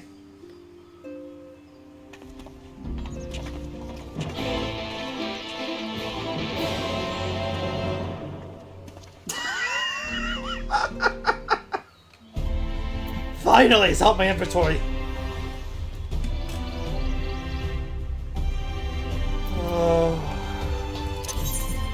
I agree, Captain. Do not argue technicalities and self-sacrifice. And I appreciate the nickname Sparkle Cat. I wish I came up with that one. Anyway.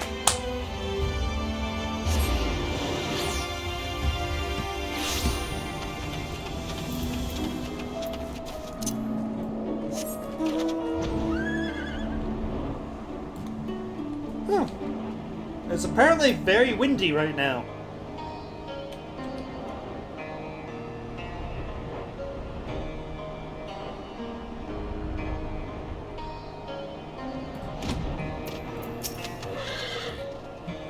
Oh, ain't the Warrior of Darkness herself. What brings you to these parts? Heading out to sea, eh? Well, of course we'll be happy to help. Just say the word and I'll ready a boat.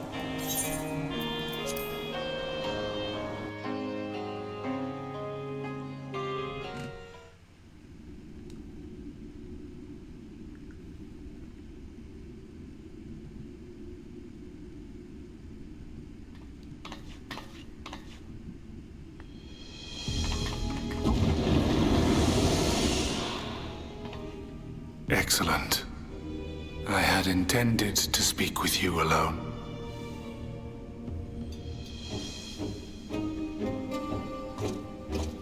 None of my doing, lest you misunderstand.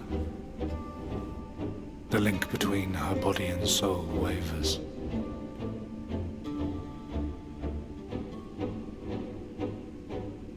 I know not what you hoped to find here, but it will avail you naught to learn of our past.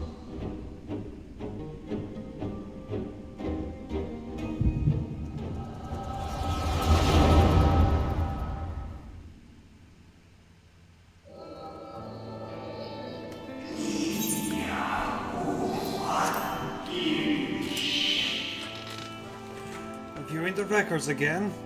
Really? You worry too much, Elizabeth.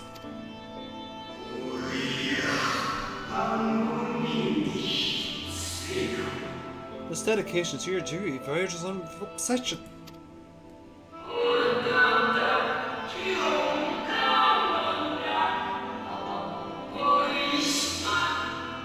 Would they give a change of wardrobe in Ethan? To think some thought you ill-suited for the role, how wrong they were.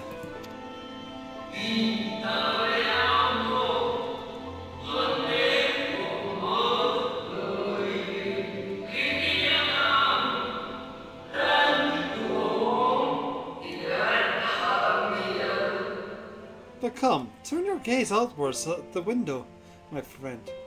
The rains have ceased and we have been graced with another beautiful day.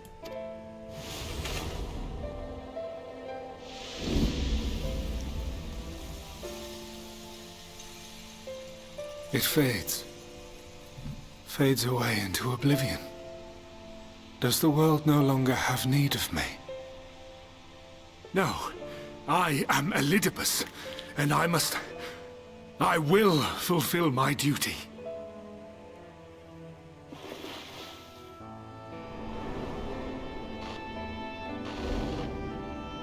Sundered though you may be, you fought for the world's salvation. For hope. Hope.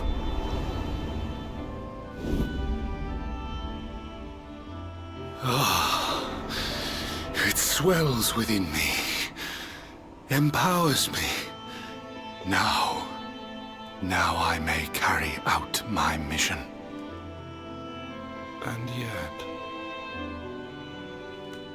why do I yearn for this? Why do I struggle so?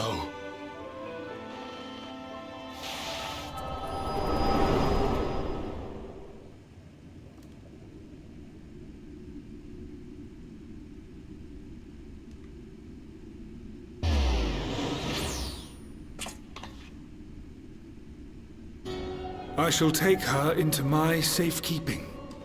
If you want her back, you will do as I ask.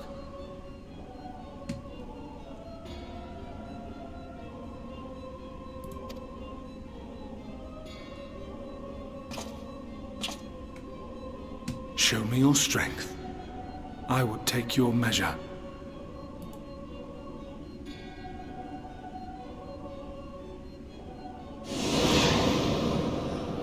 I have prepared a suitable arena. You need but ride the flow of ether.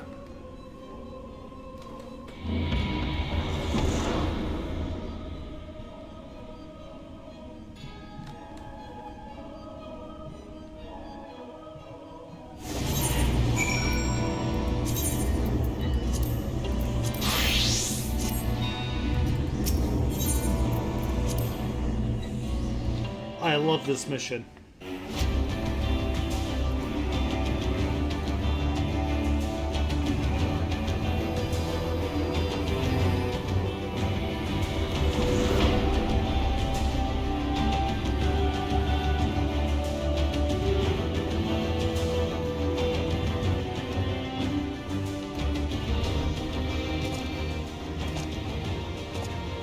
You are familiar with this place, I believe? This remembered Amarot. Proceed to the capital. I shall return your comrade to you there.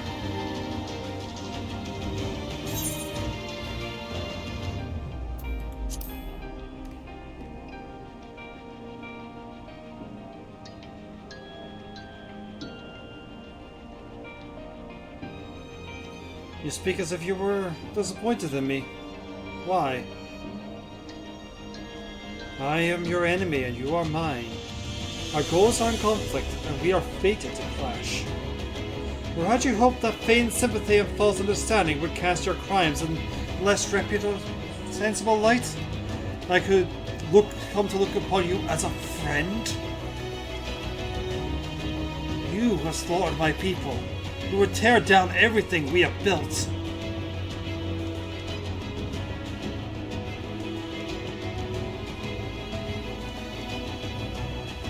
You do not deny it, then? Very well. Let's change the cast of the trial. You will know what you have stolen from us.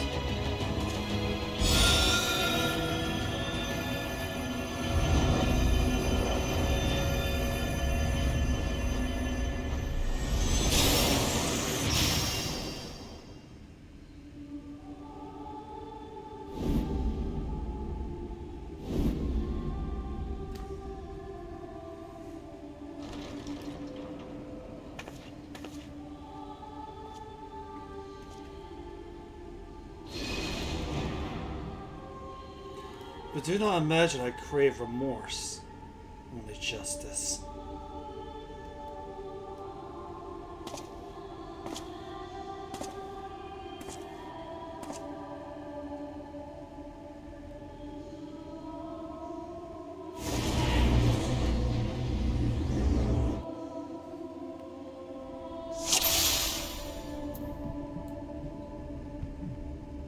Forward, hero.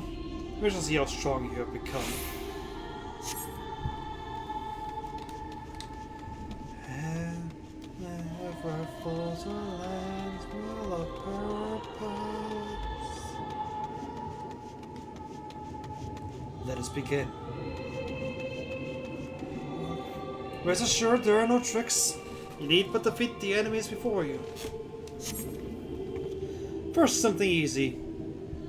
Those whom a body hero of light might encounter. And I believe I have the perfect subjects.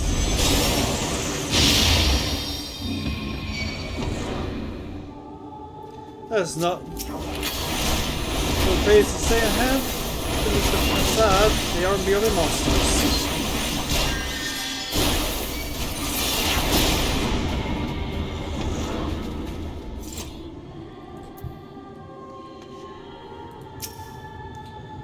All too easy, I see. But at least you understand the rules. Let's all make our way to the capital.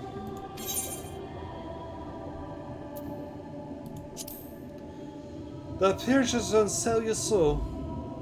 I was under the impression you simply destroyed all who barred your way. Spare nary a thought of the possibility that your foe could be someone's beloved. But come. We shouldn't dwell in the beginning, even so much of your story awaits.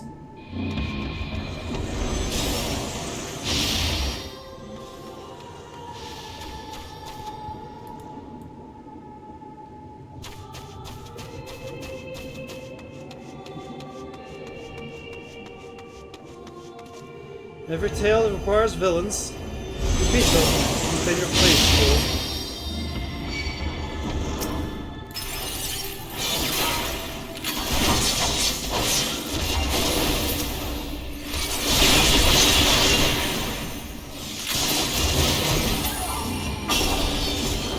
Done, champion of yours here. Well done. Onward then, or the bloody bodies of the fallen. Tell me, Cap, how was your reaction to doing this mission?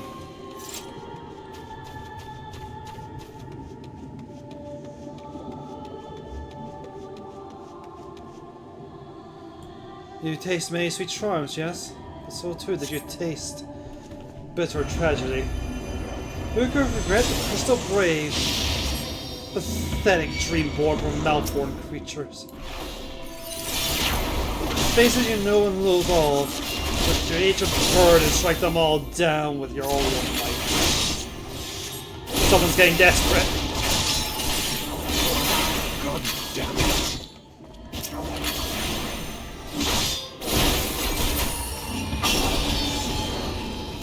We're such ease yet again.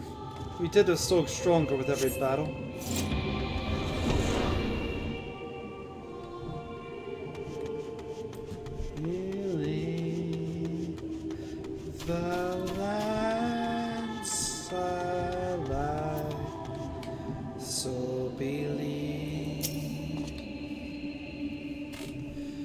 It seems it would take more than monsters to leave an impression upon you.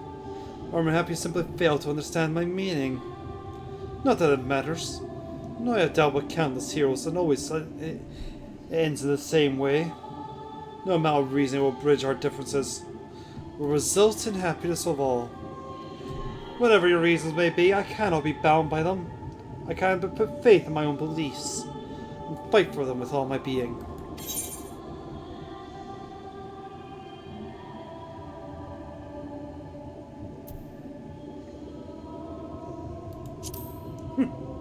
Very naive. If you're willing to compromise on your own beliefs, you all but admit they are flawed. And I assure you, I have no intention of compromising on mine. Come what may, I will fulfill my mission as Elidibus. But enough talk. It's not your recitation that I know, but your strength.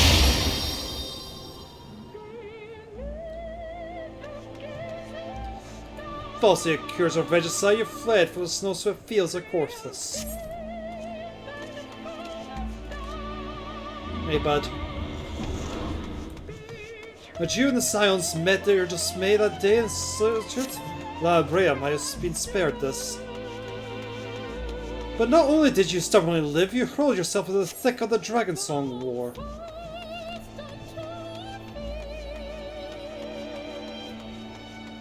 Swept aside by the tides of events, you pursued and slew those who sought to stop you. And the unending conflict just as you were bid. Or was it a thirst for vengeance that drove you?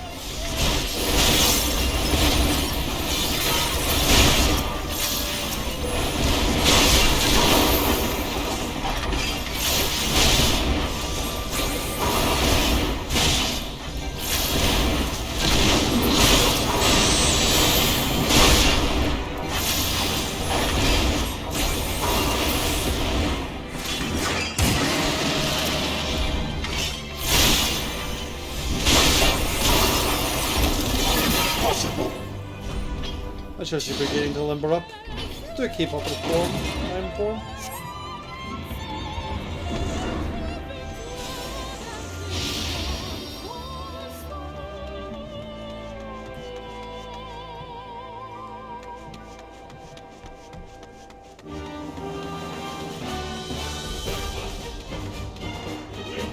Around heroes, people will want to flock.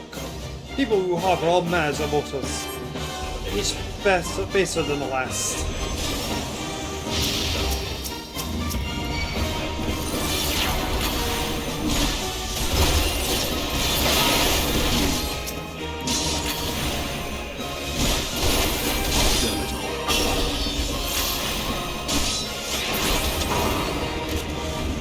No more than I deserve. In the end, land of friendship is tainted with the person with desire.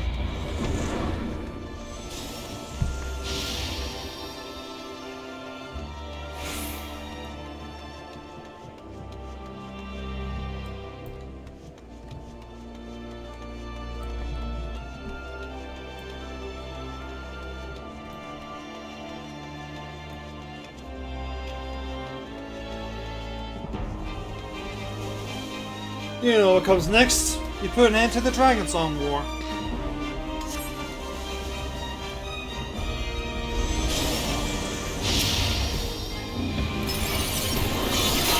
There's no saving the comrade this time.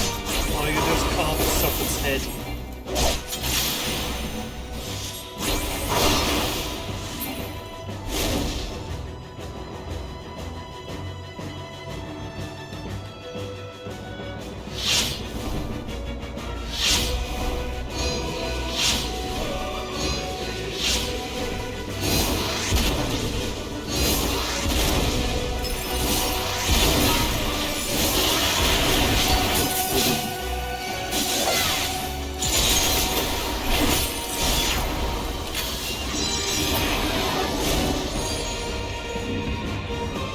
As simple as that, the 1,000-year war is brought to its conclusion. But every end marks a new beginning, and for heroes such as you, there's only ever conflict.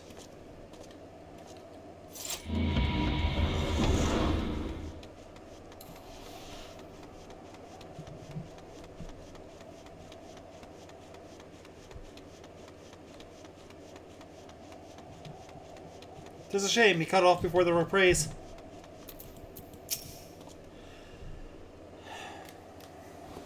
How are you enjoying your walk down memory lane? I dare say those who have passed been a few individuals for whom you keep heart for deep feelings, whose passing caused you keenest grief. That is what our people are to us. An irreplaceable existence that can ill be lost. I will save them, for they are my... Never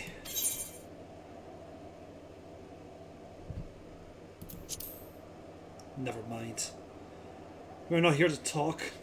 Let's return to the task at hand. Emperor Souls that kindled an insatiable flame. Garlemald was its name. And it raged across land, consuming all in his path. Following the trial of Ash, you set forth for Alamigo and Joma into a storm of blood. Again you fought and you grew stronger, so that we could no longer control you. Yours is a natural beastly strength, and we shall lay it bare.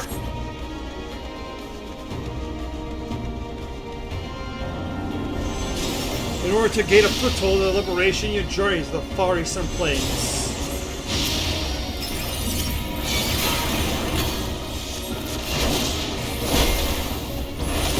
They are counted the land's greatest warriors and sought to turn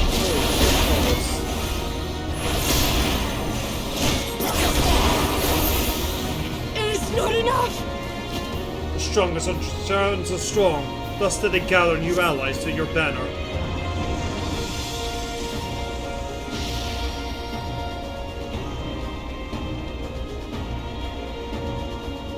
And the ardent souls too burn fires burn.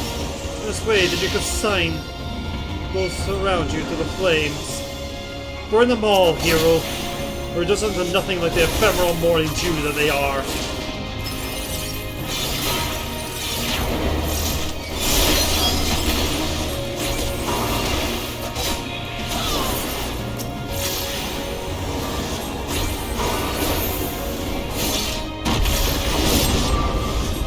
Where was that when you fought Xenos?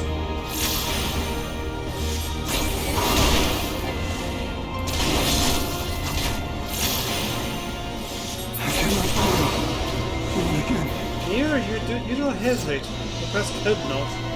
Kumar, let's draw this attention to the finale.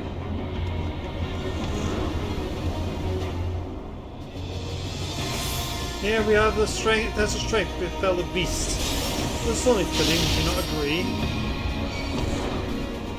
When I fought you in the flesh, it was I who triumphed. You turned the tables this time.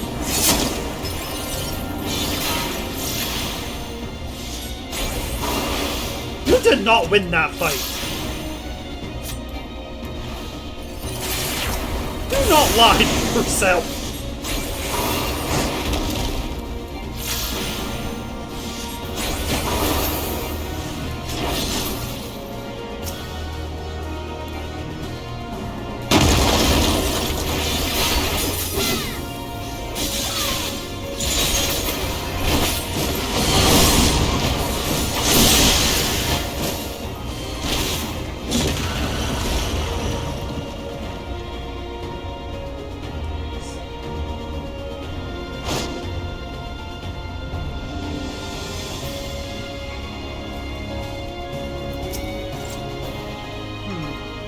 My creation appears to have lost its form. It's no easy thing to see through the eyes of a beast such as him. In any event, there's only so much to be learned by taking a measure this way. Let's try something different. Come, we continue this within.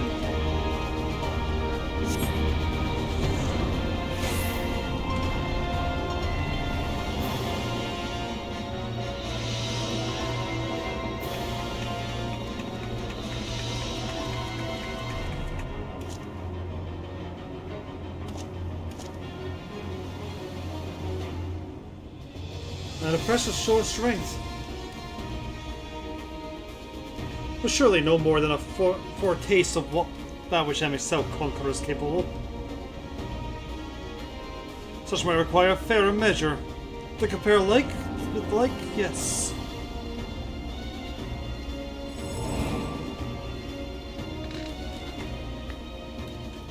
I shall just have to resort to test you myself.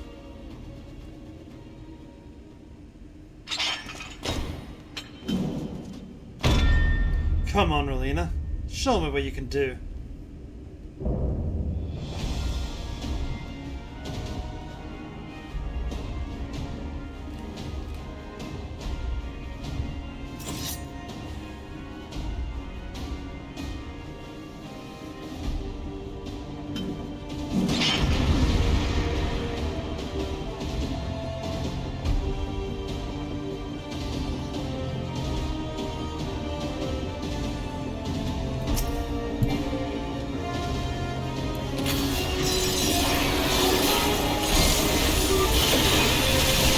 May not be the real arbor, but you do well not underestimate me. All that made him the warrior was, he valued those who swing. This button arbor, so come. Fight me like you mean to take my head.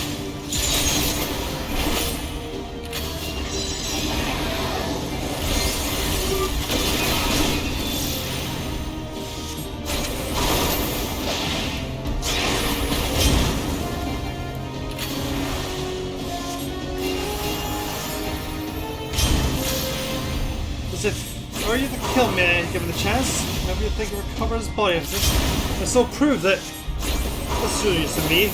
Prove that you can best. Well, come on, give me everything you've got.